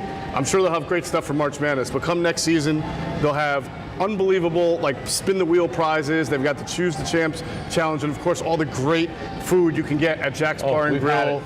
The bottomless Really good. chips and salsa, the easy peel shrimp, the discounted beers, everything. It's a great place to come watch a game, so we thank our friends at Rivers Casino and Sportsbook. The scores keep pouring in, and they keep saying Eagles win. Nick Atkins, 30-17 Eagles. Carl Stevenson, our buddy Carl, says Eagles win 31-21. Chef Comfort says his prediction is the Eagles win 24-20. And Edwin Miranda says 31-17 Eagles. Now we got 2 Niners predictions here. Oh, here we go. The Niners Throw 'em out. fans have infiltrated. Scotty Boy says 49ers 29, Eagles 17. And Dollar Bill says bang bang 49er gang, 49ers 27, Philly 20. Ooh.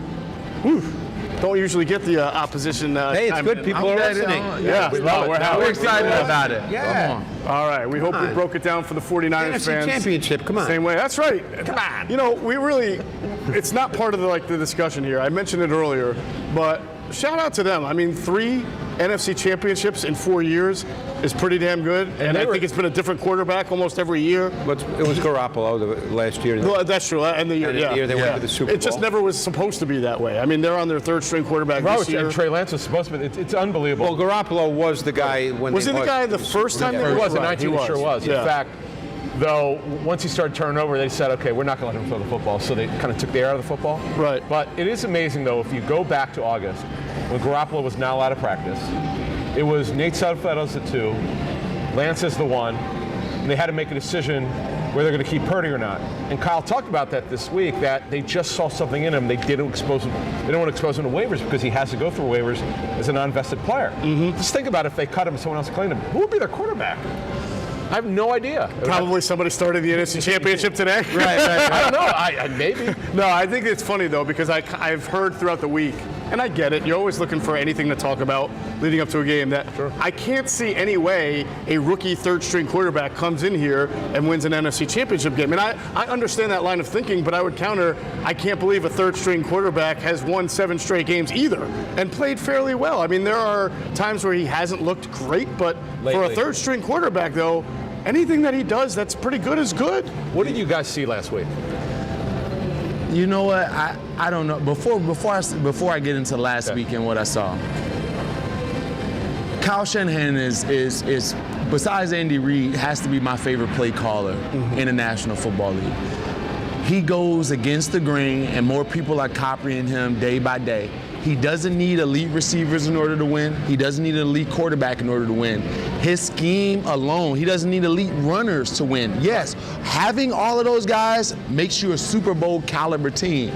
But in order to win football games, this dude can win football games with his scheme alone. And it's so different because you can have a variety of guys playing in multiple different positions. Usually, coaches kind of put you in the box and they say, you play X, you play Z, you play this. Debo can be at Z, Debo can be in the backfield, Christian McCaffrey can be in different places. And I think it's more about Kyle Shanahan than Brock Purdy and what the other guys are doing. Yes, Kittle is a great player. Yes, Debo is a great player. Yes, McCaffrey's a player.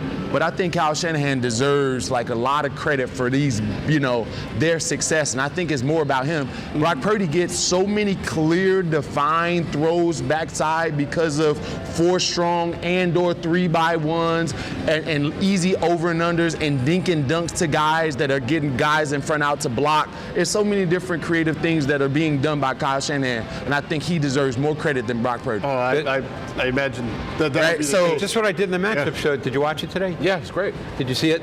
The thing I did with the 4 strong? Yes. Just what Jay said? Saw that. Yep. You line up with 4 strong, you're going to get on the backside, you are going to get one-on-one. Clearly defined You're going to get clearly defined reads and looks. And I showed one where he hit Ayuk from the playoff game against Seattle 2 weeks ago, and I showed the Kittle 31-yarder this week on the Bang 8. Oh, the one that he, the Bang 8. Yeah, the Bang 8. Bang 8. Yeah, I usually think of Bang 8 straight, but he widened it. Right, yeah, right. The same concept. Bang 8 because he broke it off after 7 steps, which is usually a Bang 8.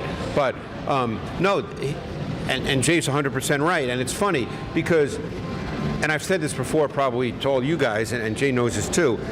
When a coach does a really good job, people think you're ripping the quarterback. Right. This is what the coach is supposed to do. Yeah. You can make the argument that the Eagles do that really well with Jalen as well. Right. That they present a lot of defined reads and throws for him. That's not a knock on Jalen Hurts. Sure. That's what a coach is supposed to do. Right. And Purdy's obviously not a high level talent. I mean, you wouldn't say he has a big arm. He's not physically imposing. Right.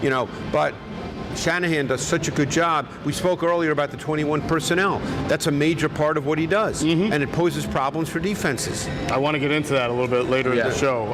And one more Bang 8 out of you guys, and we're going to get flagged by YouTube for some kind of violation. The Eagles are 2.5-point favorites today.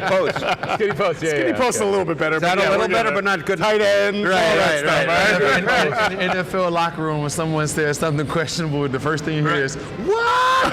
Hey, that's what it's called. It's a Bang 8. I'm aware. I'm aware. All right, the Eagles are 2.5-point favorites. It's their low. Actually, it was up to 3. The Eagles are 3-point favorites, although it's their lowest odds since they were underdogs against Dallas. The over-under is 46. Last I checked, it may have moved again. We'll get into that. I want to talk about the other conference game really quickly because we were talking about Chiefs versus Bengals. This is the second straight time that they're meeting to decide who goes to the Super Bowl. I kind of like that. Sometimes I like it when it's fresh faces. Sometimes I like it when a rivalry is starting to form. Jason, who do you think wins the game? You said you seem like the Bengals, right?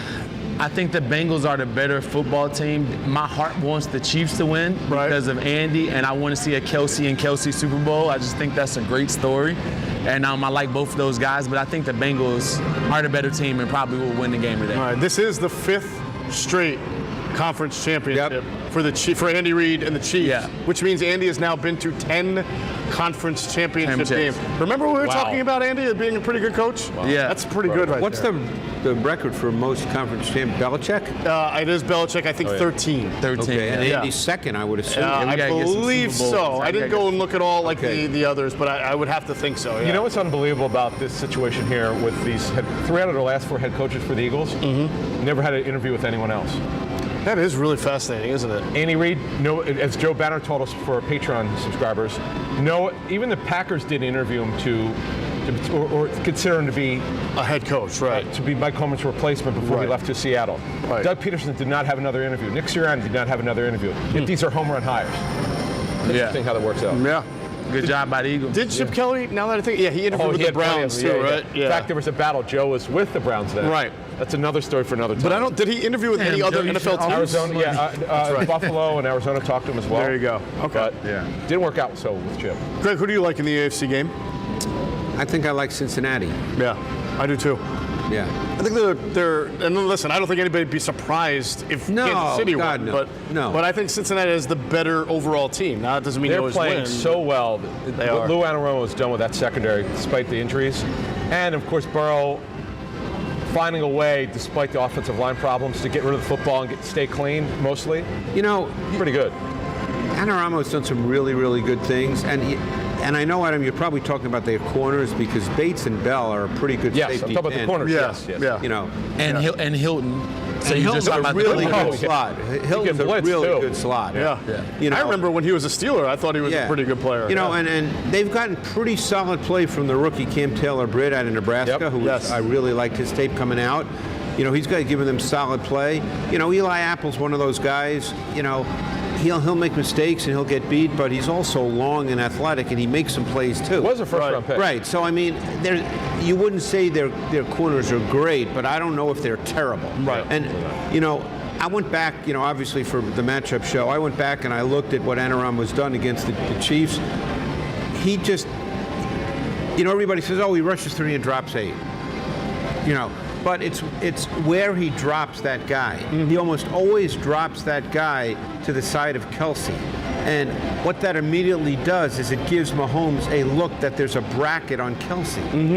So it takes Mahomes' eyes off Kelsey right away. Because it looks like, okay, Kelsey's bracketed now.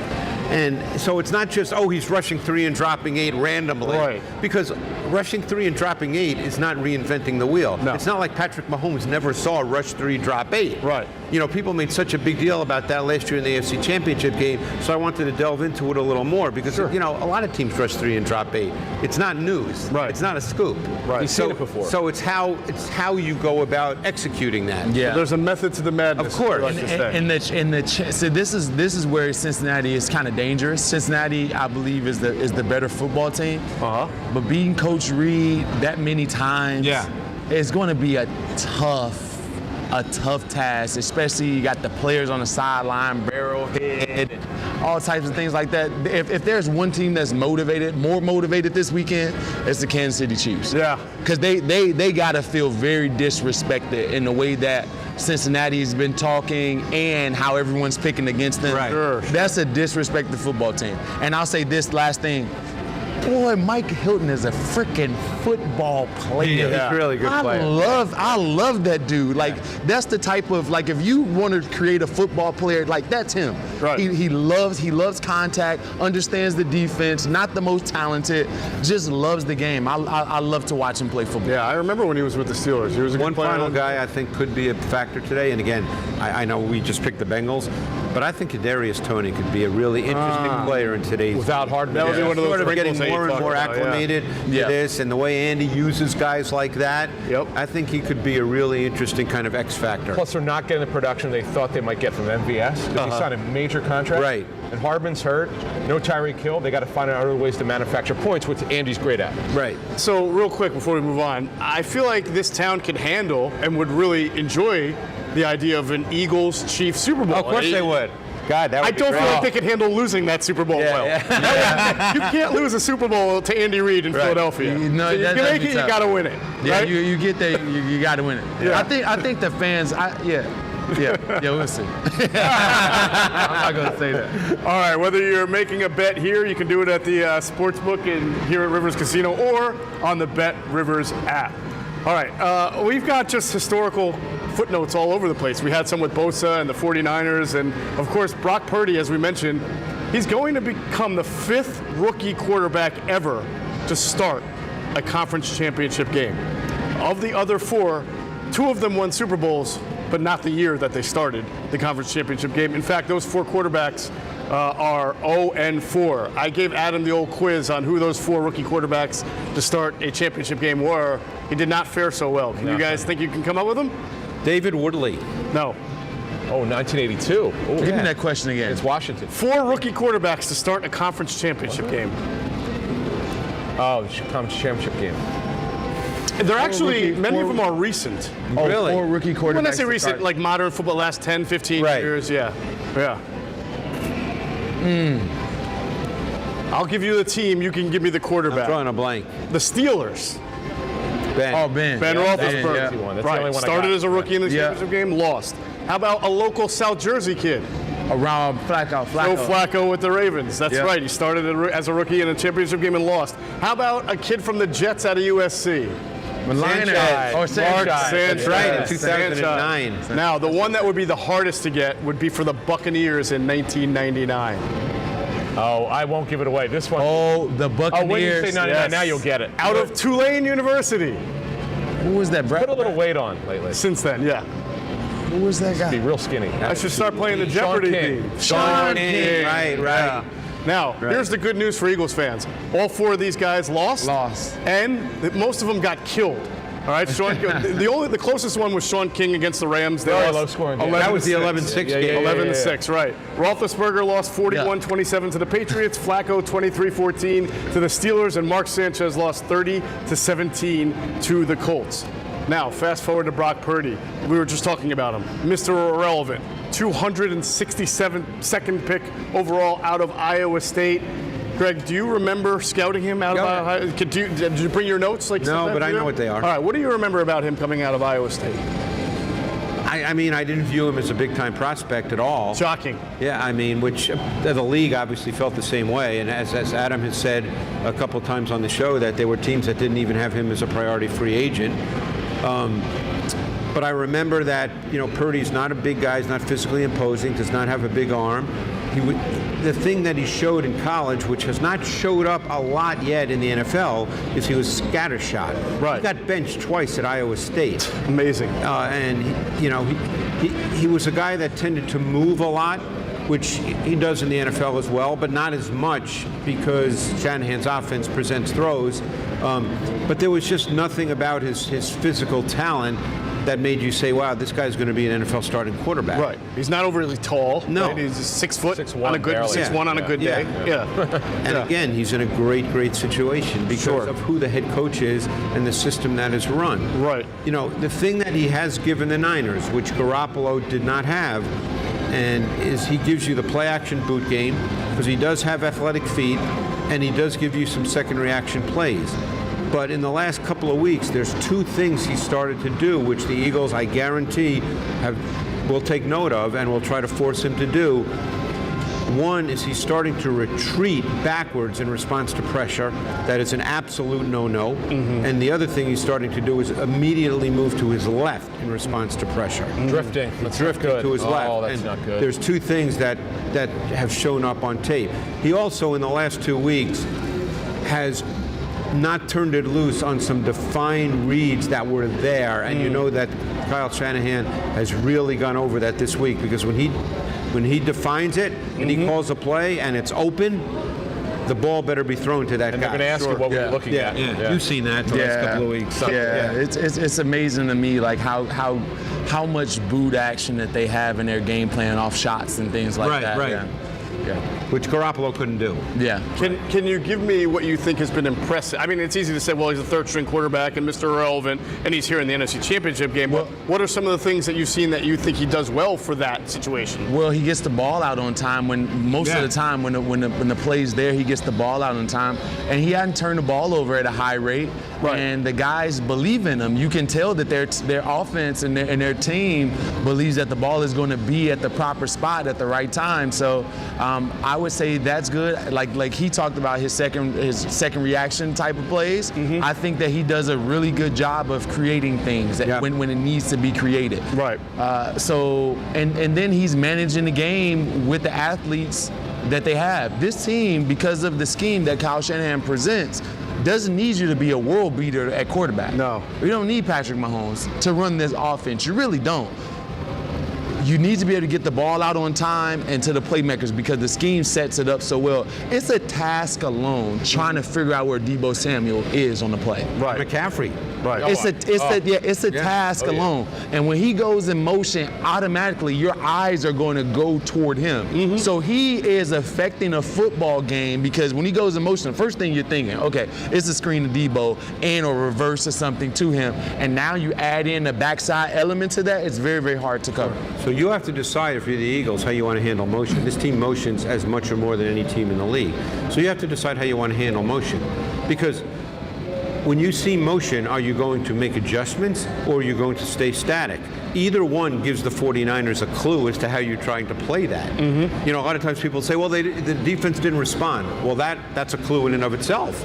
So Gannon and the defensive staff have to decide with all the motion. I'll give you a stat. When they're in 21 personnel, 2 running backs, 1 tight end. 2 running backs, 1 is Juszczyk, 2 running backs, a tight end, 2 wide. They motion on almost 90% of those snaps when they're 21 personnel. Mm-hmm. So you have to decide how you want to decide how you have to deal with it. That's number 1. Number 2, and we haven't spoken about this yet, but the Eagles have to decide, or maybe we did earlier, I can't remember. You know, I'm getting old, Jeff, so I forget what we did an hour. I forget what we did an hour ago. Yeah. Yeah. Is the Eagles have to decide how they want to play against 21 personnel, first and foremost. Right. Base or nickel. Right. Because they're going to throw out at 21 personnel. They're not automatically, let's line up and run out of 21. Right. Although they will stay with the run game, obviously, but they don't automatically run out of 21 personnel. You have to take Juszczyk as a tight end. Yeah. That's the way that you have to view it, for like from a philosophy standpoint. You got to, even though he's in the backfield or he can be lined up at the tight end position, you got to look at him as a tight end in order to keep your rules the same. If you started worrying about like that's an extra running back, it'll throw you off. Juszczyk is really athletic. Remember, he was a tight end at Harvard, went to the Senior Bowl. I was a tight end, 6'1.5", and smartly Phil Savage, who was running the Senior Bowl then, had to move to fullback, and that really helped to get drafted. That's a 10-year pro. Yeah, I know, by the Ravens. He had a wild first quarter in the Super Bowl a couple of years ago and scored a touchdown. Yeah. And High I speed think people were fullback in wondering NFL if the fullback was going to be the MVP of the Super Bowl. Yeah. So speaking of the run, player. Kyle Shanahan's been public about this. He has a specific number of runs he wants in every game. Right. So he's not going to talk about it before the game. So occasionally the reporters will ask him, okay, so how many did you want in that game? He might say 34. Yeah, I came in here wanting between 30 and 35 runs. He sticks to it. Sure. And you know what? It's been very successful. Look, if the game is close, and you know, again, I think the assumption would be today's game's going to be close. Yeah. You know, things can happen. We don't know. But let's assume the game's close. Yeah. Look back to last week's game. In the first half, okay, Samuel, McCaffrey, and Mitchell had 9 rushes for 25 yards. Mm-hmm. But the game was close. So in the second half, Samuel, McCaffrey, and Mitchell had 20 rushes for 72 yards. Doesn't seem like a big number, but if you recall watching that game, you start to get late third quarter, early fourth quarter, and they just start to control the pace and tempo of the game. 4-yard runs, 5-yard runs, 6-yard runs, no 30-yard runs, but you could feel it watching the game even on TV. Yeah. They just started The controlling offensive line started the dominating, pace yeah. and tempo of the game. Right. That's what happens. So let's Here's talk. the nightmare scenario for the 49ers. Oh, do you need? No, you go ahead. I think nightmare scenario for the 49ers. The Eagles come out with a lead. Exactly. Come out what? Say it again. They get a up. lead. More than one score. Yes. More than one score. You That's don't want Brock Purdy throwing. that's a nightmare situation for the 49ers. Right. But I don't think that there is a nightmare scenario that the 49ers can present the Eagles that they can't manage. I would agree. I don't think that the 49ers is going to be a team that's going to be able to come back from 14, 17 points.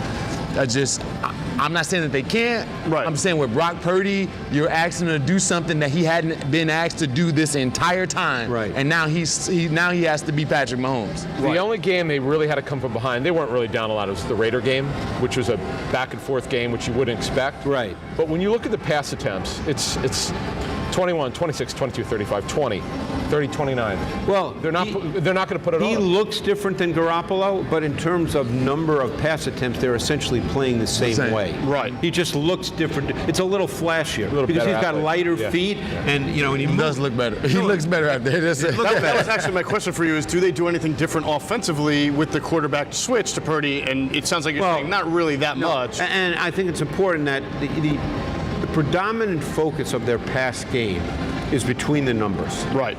That's where they not a predominantly good throw the ball. And Purdy does not have a big arm. There's been some deeper throws this year where the ball has lost energy on the back end. He's not a big arm guy. Right. Now, in Shanahan's offense, you don't need a big arm guy.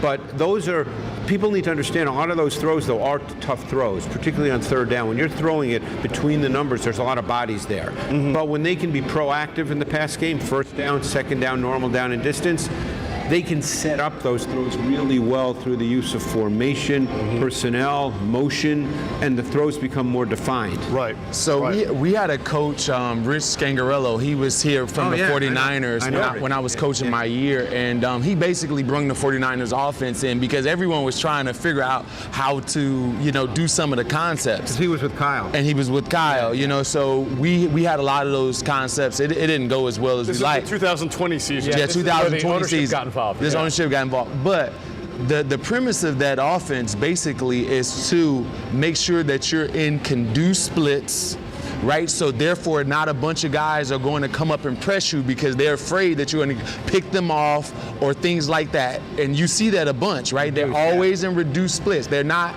lined up wide at receiver. That's easy to bump and run. When you can deuce guys down, you have to be more communicative on the back end, and therefore you get easier, more defined throws because teams are more predictable. Right. And it's a hard thing to do for an entire game, but he's figured out a way to do it.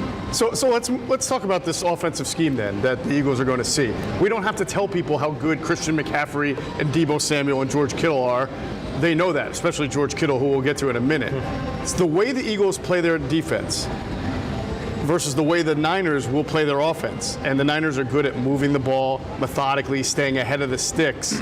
Do you think Jonathan Gannon will have to do anything a little bit differently schematically, or is there a matchup that really concerns you with how they run their offense against the Eagles defense? You want to take this first? You can. All right. So I think that you're going to have to stunt more. I think that you're going to have to disguise on the back end more. Because remember, we're talking about an offense that does well getting clear and defined reads. There's nothing that the Eagles do that isn't clear and defined in and of itself. So I think that you have to present a challenge and mix it up a little bit, especially against an offensive coordinator like Kyle Shanahan. If he knows where all of your guys are going to be the entire game, there's going to be some creative freaking play calls being called today. And look at the past few games that we've played this team. They pretty much, have thrown the ball around at will against our defense. So what I'm saying is that you have to be able to have stunts, and this is where I believe they want Avonte Maddox playing, because when Avonte Maddox is playing, they are a little bit better at disguising coverages. So I think that's the gist of it. So I guess the question for me is, the Eagles will play five-man fronts, whether it's base or nickel. Right. Because even if they go nickel, they'll go 5-1. Okay, with one stack backer. So how will the Niners attack the five-man front? So the question is, will they try to run inside or will they try to get to the perimeter? Because the Niners' basic philosophy, it's a foundational philosophy, and I know this from talking to people in the building, is they want to take the outside until you take it away. And then they start working back in one gap at a time. But they want to take the outside until you take it away. Right. And it wouldn't surprise me if they do that. Like, I wouldn't surprise me at all if they come into this game and say, you know what, we're going to make Hassan Reddick buck up and play the run. We're going to run at him. We're going to make him have to set edges. We're going to make him have to, because McGlinchey is a problem for the Niners in pass protection, and that's something we can get into in a moment. But McGlinchey is a big dude now, and he's a run blocker. And I think they're going to see how Hassan Reddick is going to play the run. And so I think they're going to try to work the edges to that side and see how that plays out. We talked about this on the Q&A show. This is a game that the DBs can't run away from. This is a contact game. Yeah. This NFC Championship game is a contact game for the defensive backs, because they're going to need the defensive backs to be aggressive toward the line of scrimmage, especially when you have so many bodies out in front of Christian McCaffrey, Kittle, Deebo Samuel. You have to defeat one-on-one blocks in order to beat this team. So if Avonte Maddox, Garner Johnson, Darius Slay, and Bradbury are not toward the line of scrimmage and run situations, it's going to be a long day, and that can counteract getting to the edge when it comes to Hassan Reddick. If the guys outside are aggressive toward the line of scrimmage, and they haven't always played this way, but today is, I can't run around blocks today. This is a physical football team and what they do, and you have to like I said on the show, you got to let your nuts hang a little bit today. That's what I'm saying. Right. You got to come down and be aggressive. Right. No, it's true, by the way. Bang 8, let your nuts hang. Just go ahead and flag us now, folks. Right. It is a family show. We've already crossed the line, yes. No, and they get to basic runs in different ways. Like they use Juszczyk and Kittle as blockers in ways that most teams just use offensive linemen. Right. So they get to base runs in multiple ways with their blocking schemes. Yeah. Right. They're pulling out in front at times, you know, which is weird. How concerned would you, the 49ers are excellent, like the Eagles are, at controlling time of possession. Yep. And that in itself keeps the Eagles off the field. So that in itself becomes a weapon there when you're facing an Eagles team that also can either control time possession or be explosive. Yeah, and that would put more pressure on them not only throw but to score, and probably because then the tempo is a little bit farther up. Right. You feel like you have to score when you get it. There's so much tactically that could happen. This is such an interesting matchup. But I do agree with what Jason said. If the Eagles get up 10-0 and Purdy's got to throw, that's because he's not really been had to do that at the start of a game. That they get down, because Kyle is a very controlled coach. He wants to run the ball a lot. The numbers have to be up there. That's what he wants. He hasn't had a lot of times where he's had to do that, where they've had to come out throwing or get behind and throw. It would be interesting to see what happens. By the way, the weather's going to be fine. It's not going to rain. I know. 50 degrees, so the wind will be minimal. Yeah. Is it strange to you that Kyle Shanahan has this great reputation as being an offensive innovator, but yet sort of conservative when it comes to fourth down and where he is on the field? I mean, the Eagles go for it on fourth down way more than the 49ers do. And I'm not just obviously fourth down when the stats say you should go for it. Yeah, I'm not advocating they go for a fourth down from their own 20. He's been criticized. We know what happened in the Super Bowl with the Falcons. Yeah. He got blamed for something.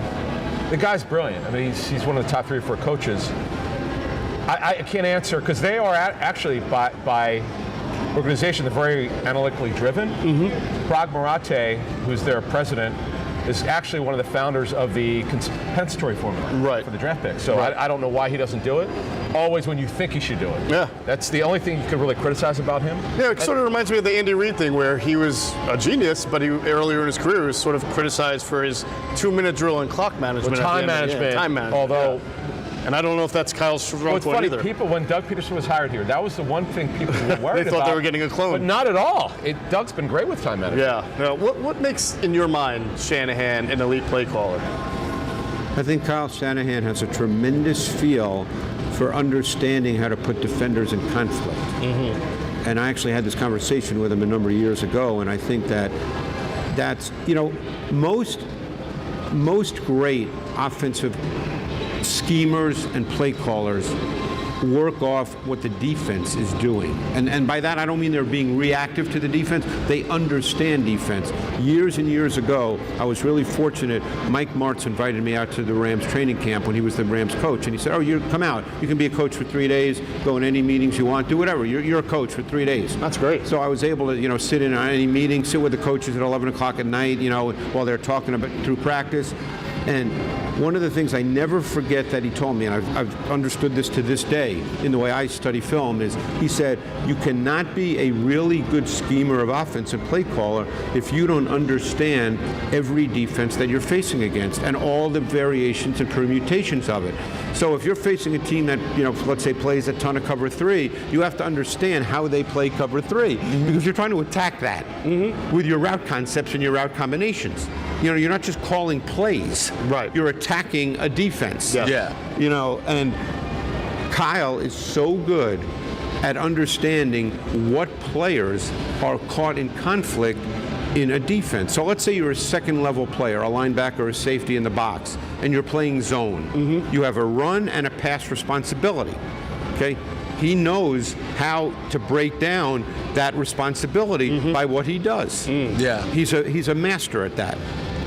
That's why when we talked about like the players, how even it was, I think the clear advantage that the 49ers have overall is Kyle Shanahan versus Jonathan Gannon. I think that's the clear mismatch. Sure. I think the Eagles players are just as good and or better. Right.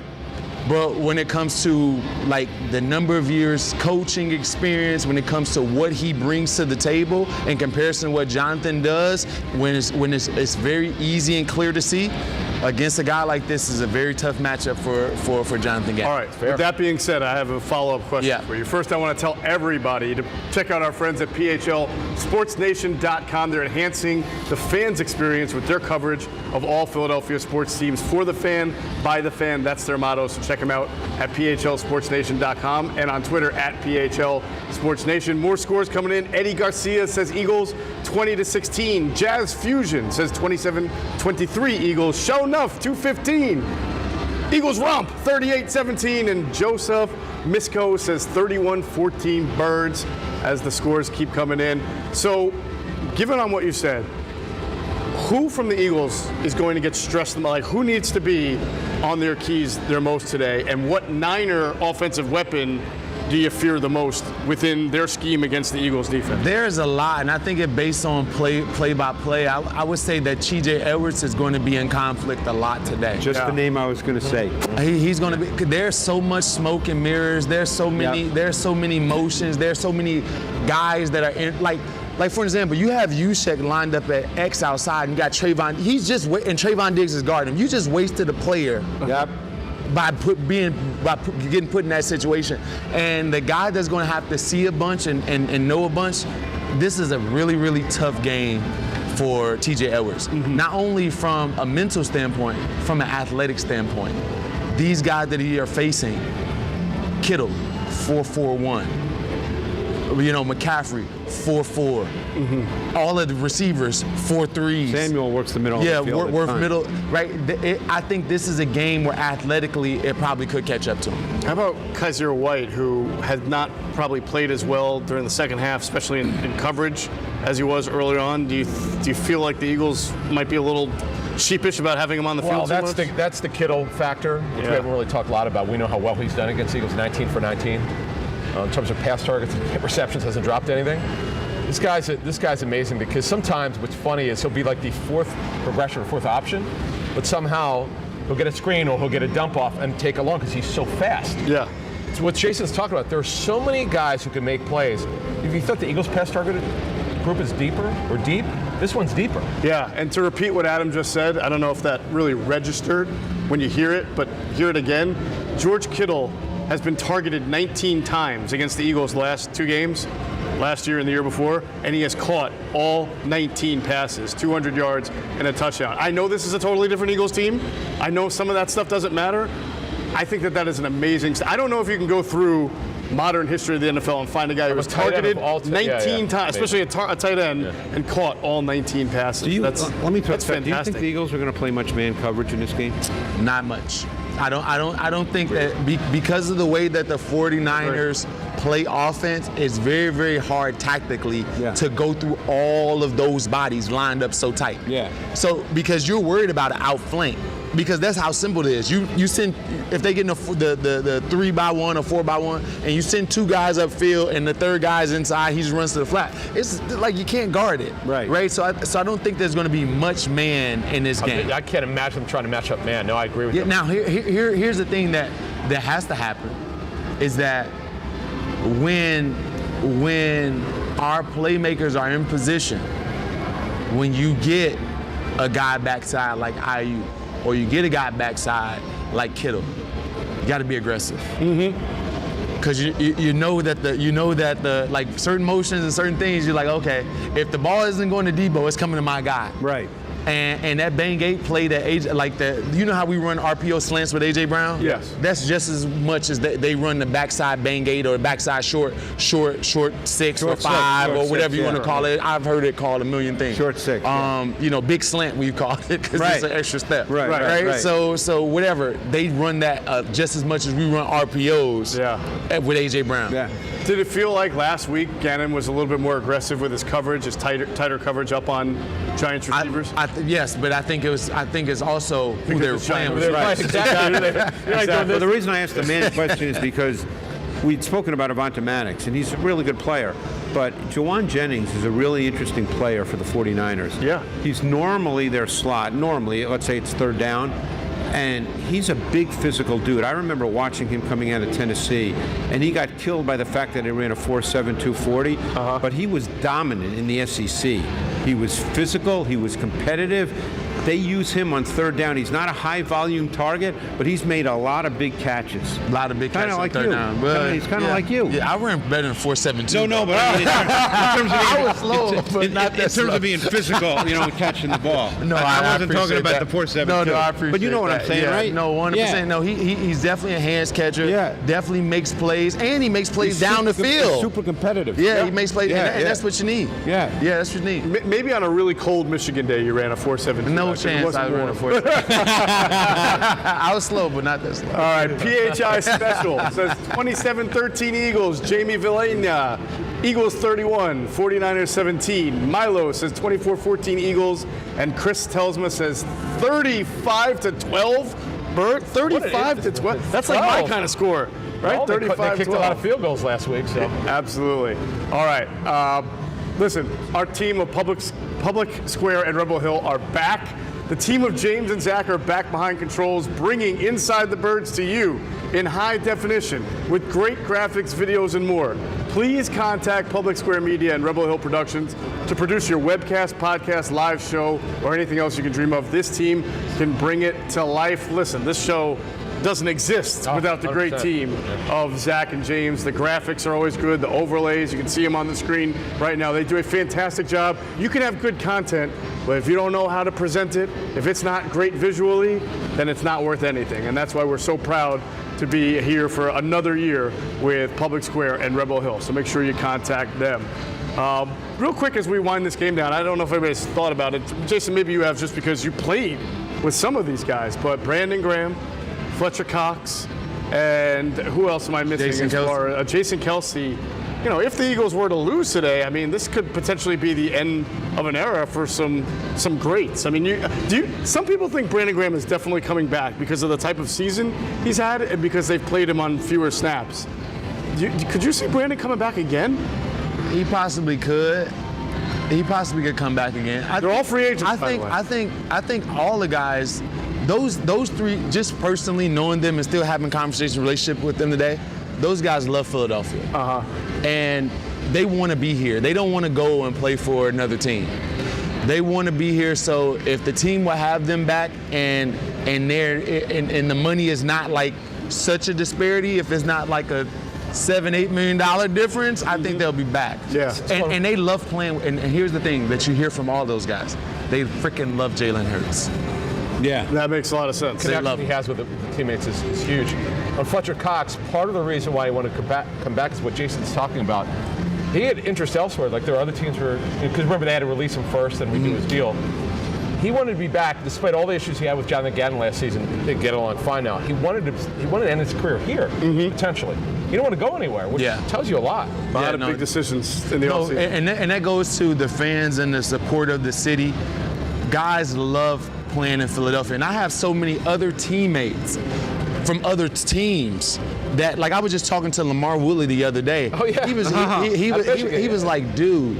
He's like, the amount of stuff that you guys get done and what they do for you guys in Philadelphia is so unheard of. I want you to know that it's different. I see it. It's crazy. Did you and Michigan together? Yeah, we were Michigan together. That's a lot coming from a Steeler, because that's also one of the better They're good. franchises. One of the better franchises. The team, the city, they take care of you here in Philadelphia. And when you're a guy like Kelsey won't have to buy a drink for the rest of his life. No. He's the mayor. Right? He's a mayor. Yeah, exactly. I So mean, they ship him cartons of beer just to get him to come back.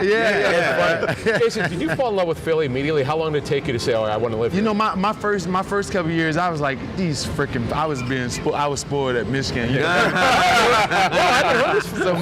So my first couple of years, I was like, these fans, I don't know about it. But then they grow on you because they kind of represent what I do. I don't want any handouts. I want to go out there and earn an honest wage and bust someone's butt on the football field. And if you play hard, you go out there and you give it all, the fans are going to love you. You only have a problem when you are making a bunch of mistakes and/or you are a white collar worker in a blue collar town. That's the only time you're going to have a hard time. No, you're right. Great point. You covered Brandon Graham from the beginning. From the start. Blocking fans on Twitter. Yep. Everyone getting on about JPP and Earl Thomas. Yeah. Do you remember when he kind of turned things around? Oddly enough, Brandon turned things around in the Chip Kelly era. Chip Kelly time. He didn't think he was coming back. If you asked Brandon Graham that when he was a free agent, which is after the first year of Chip, I think. Okay. If you shot him up with True Serum and said, "Do you think you're coming back?" he would have told you no for a variety of reasons. First of all, they tried to replace him with Travis Long, like a rookie free agent, lengthy guy. He was a perfect Chip Kelly guy, all length, but he was injured a lot, and he was not nearly as talented as Brandon Graham. But once he came back to the Eagles and sort of accepted what he was going to be in that defense, in Billy Davis's defense, which was you're going to rush mostly, but you will have to drop a little bit, which, by the way, he got better as. I think as he understood, he can get better at things. He worked harder. He became a leader. He started to go from the young guy who had not been through much to an older guy who had been through a lot.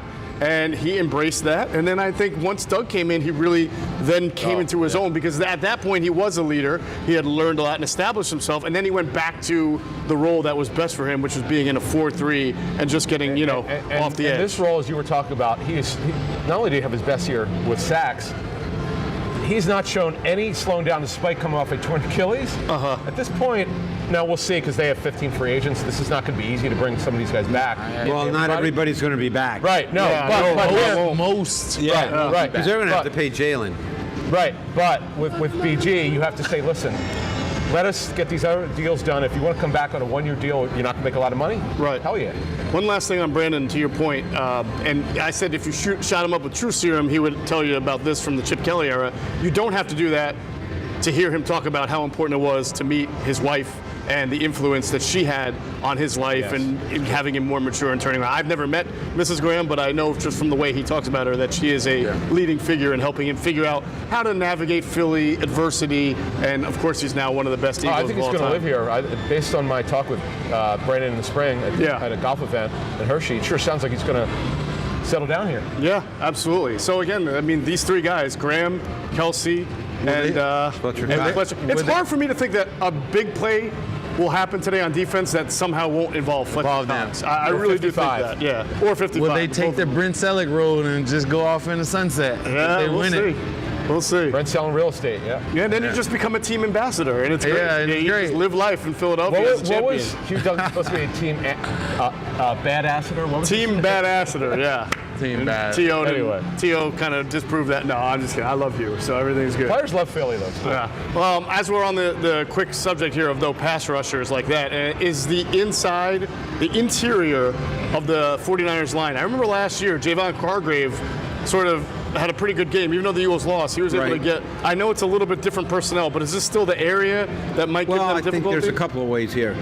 Number one, They rotate at right guard. They play two guys, a rookie Spencer Burford and then a veteran Daniel Brunskill. Within the game they do. Oh, yeah. They that play is so about weird. 30-plus snaps. Yeah. Usually they say that's a sign of a team that doesn't have an identity or not good. They've been doing that all year. God, the center has played solidly, but he's not a big guy. And then the left guard is Aaron Banks, a second-year player from Notre Dame, who's big and pretty athletic. He's a good player. I think the issue in pass pro is going to be the right tackle, McGlinchey. Sure. He's struggled. He's been up and down all year in one-on-one pass protection. You start getting into long yardage situations. That's where Hassan Reddick can be a big factor in the game. Right. Right.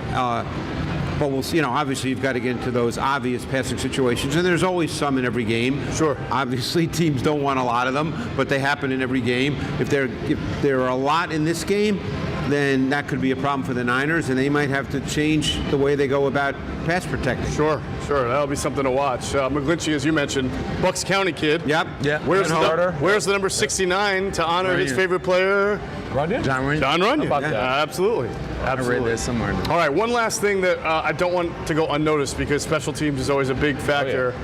This guy is 29 for 29 career in the postseason and 38 for 38 on extra points. Yeah. Robbie Gould's a good kicker. Yeah. He's been around a long time. I'm not just saying this because he's a Penn State guy. He's really good, and he's never missed in the playoffs. Incredible. Somehow that stuff always seems to come up when there's 5 seconds left and a guy's lining up for a kick. They always mention these kind of things. They also have Ray McLeod back there returning. I was just going to say, that's explosive. He had a big return last week. Yeah. Did he not have a good game against the Eagles last year when he was with the Steelers? Didn't he have or last time the Eagles played the Steelers, I thought he was on the team and had some pretty good yards against Just one other point about Ray McLeod and even Brandon Ayuk.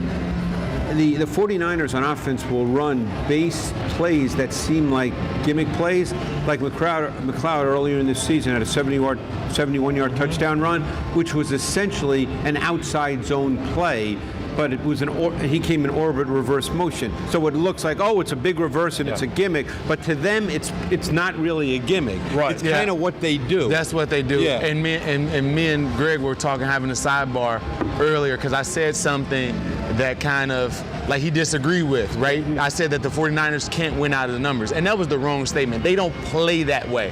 He was right in saying, okay, Brandon Ayuk is an excellent route runner. Yeah. Debo Samuel have in the past been able to win outside. It's just that they don't play that way. It seems like Kyle Shanahan prefers not to play football. Maybe they don't think they don't trust the quarterback to put it downfield outside the numbers. You're not going to ask Purdy to drive the ball. They're built more on scheme than just individual one-on-one route running. Well, let's face it, if Trey Lance winds up becoming what they thought he was going to be, they're going to be a really good team for a lot of years. That's a big if. You could run everything you would like to and run he's got a with power arm, right? Right. Yeah. All right. Well, listen. It's time to get into what we do best. Brock Purdy. Nah. He wasn't playing as well as Brock Purdy. Nope. That is true, but it was very early also. See what happens today, though. Yeah. All right. We told you the show is presented by, by the way, Brock Purdy for MVP.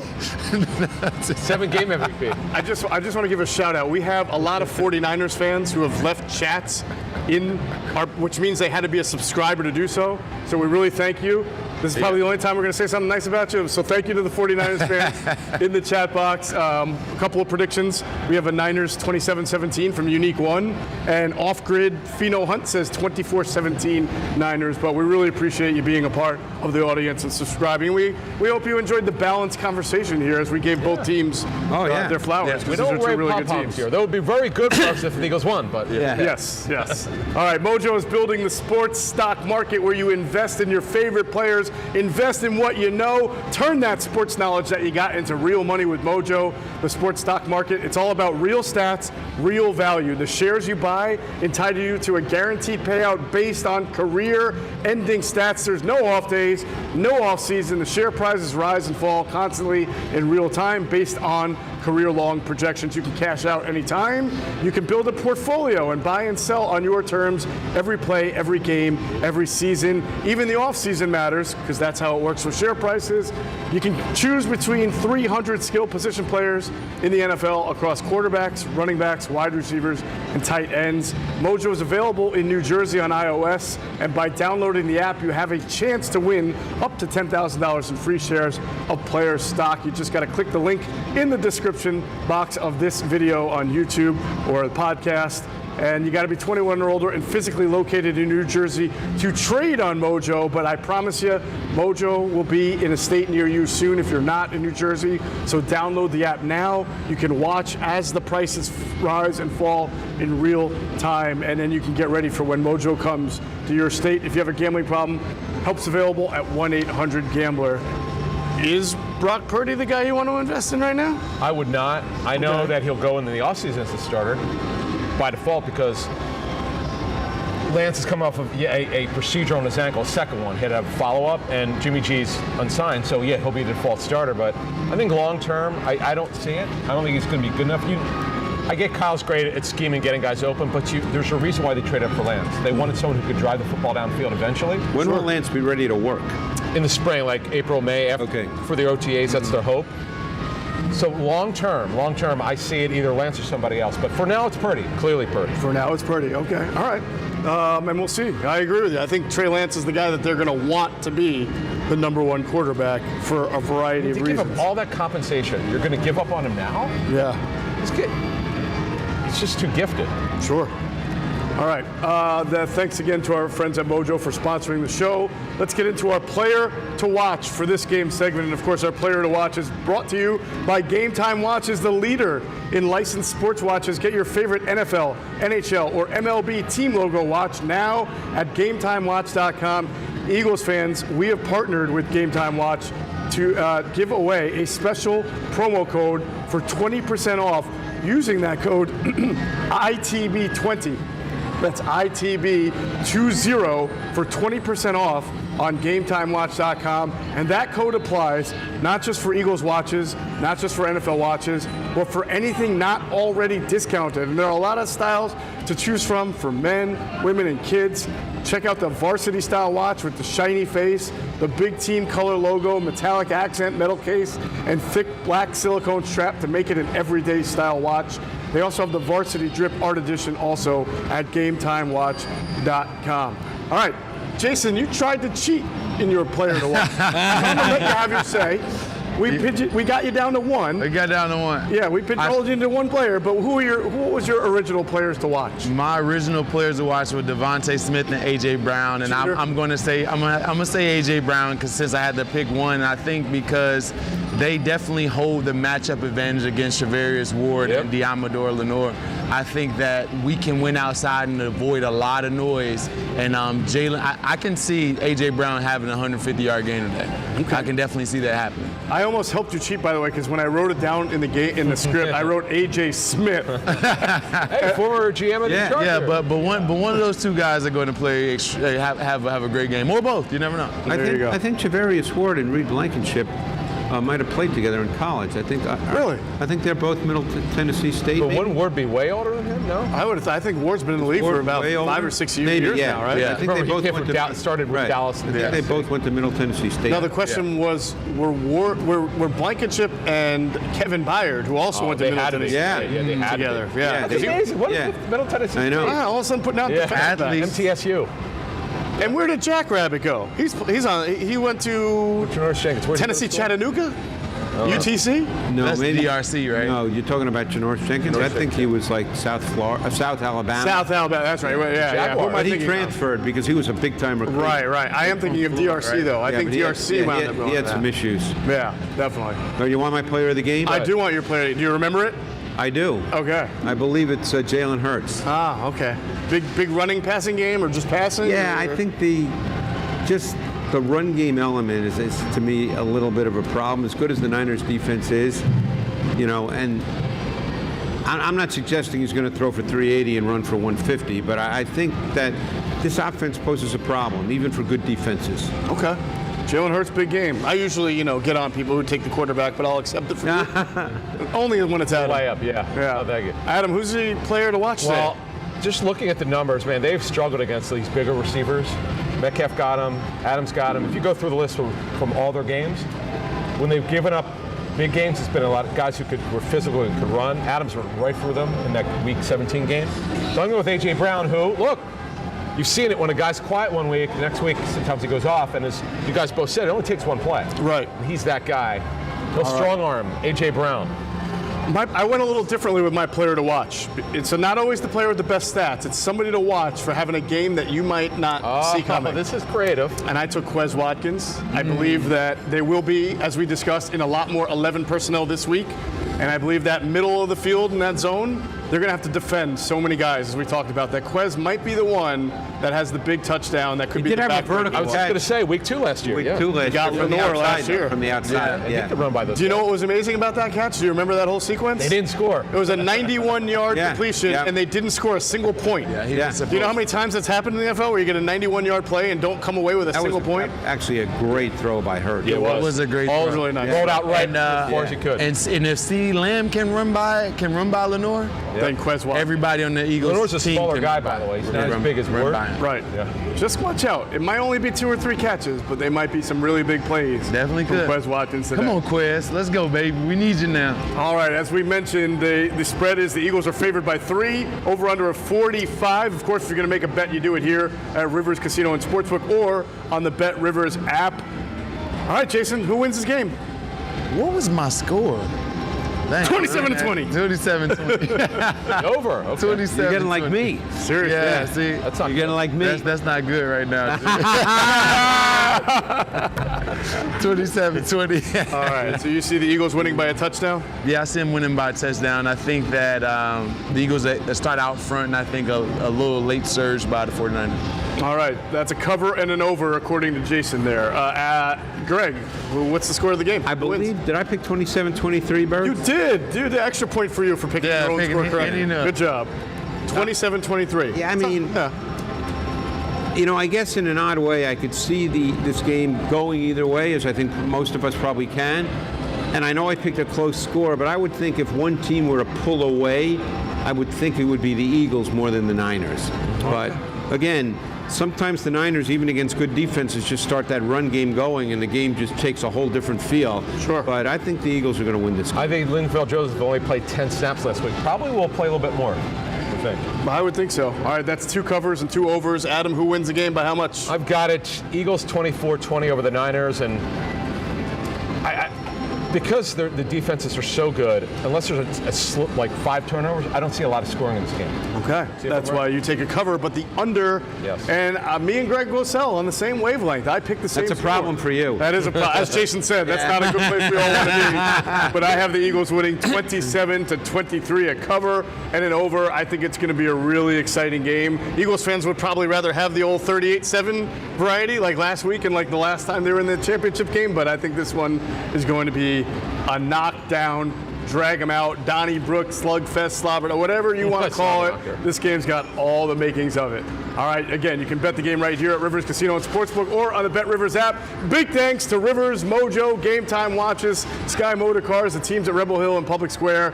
Thanks to you, the great audience that we had today for joining us. Make sure you check out all of our coverage of today's game afterward on InsideTheBirds.com and the Inside the Birds post-game live show. Adam Caplan, Geoff Mosher, and of course, Eagles Hall of Fame offensive tackle Trey Thomas. For Jason Avant and Greg Cosell and Adam Caplan, I'm Geoff Mosher. Thanks for watching Inside the Birds pregame live. Enjoy the game.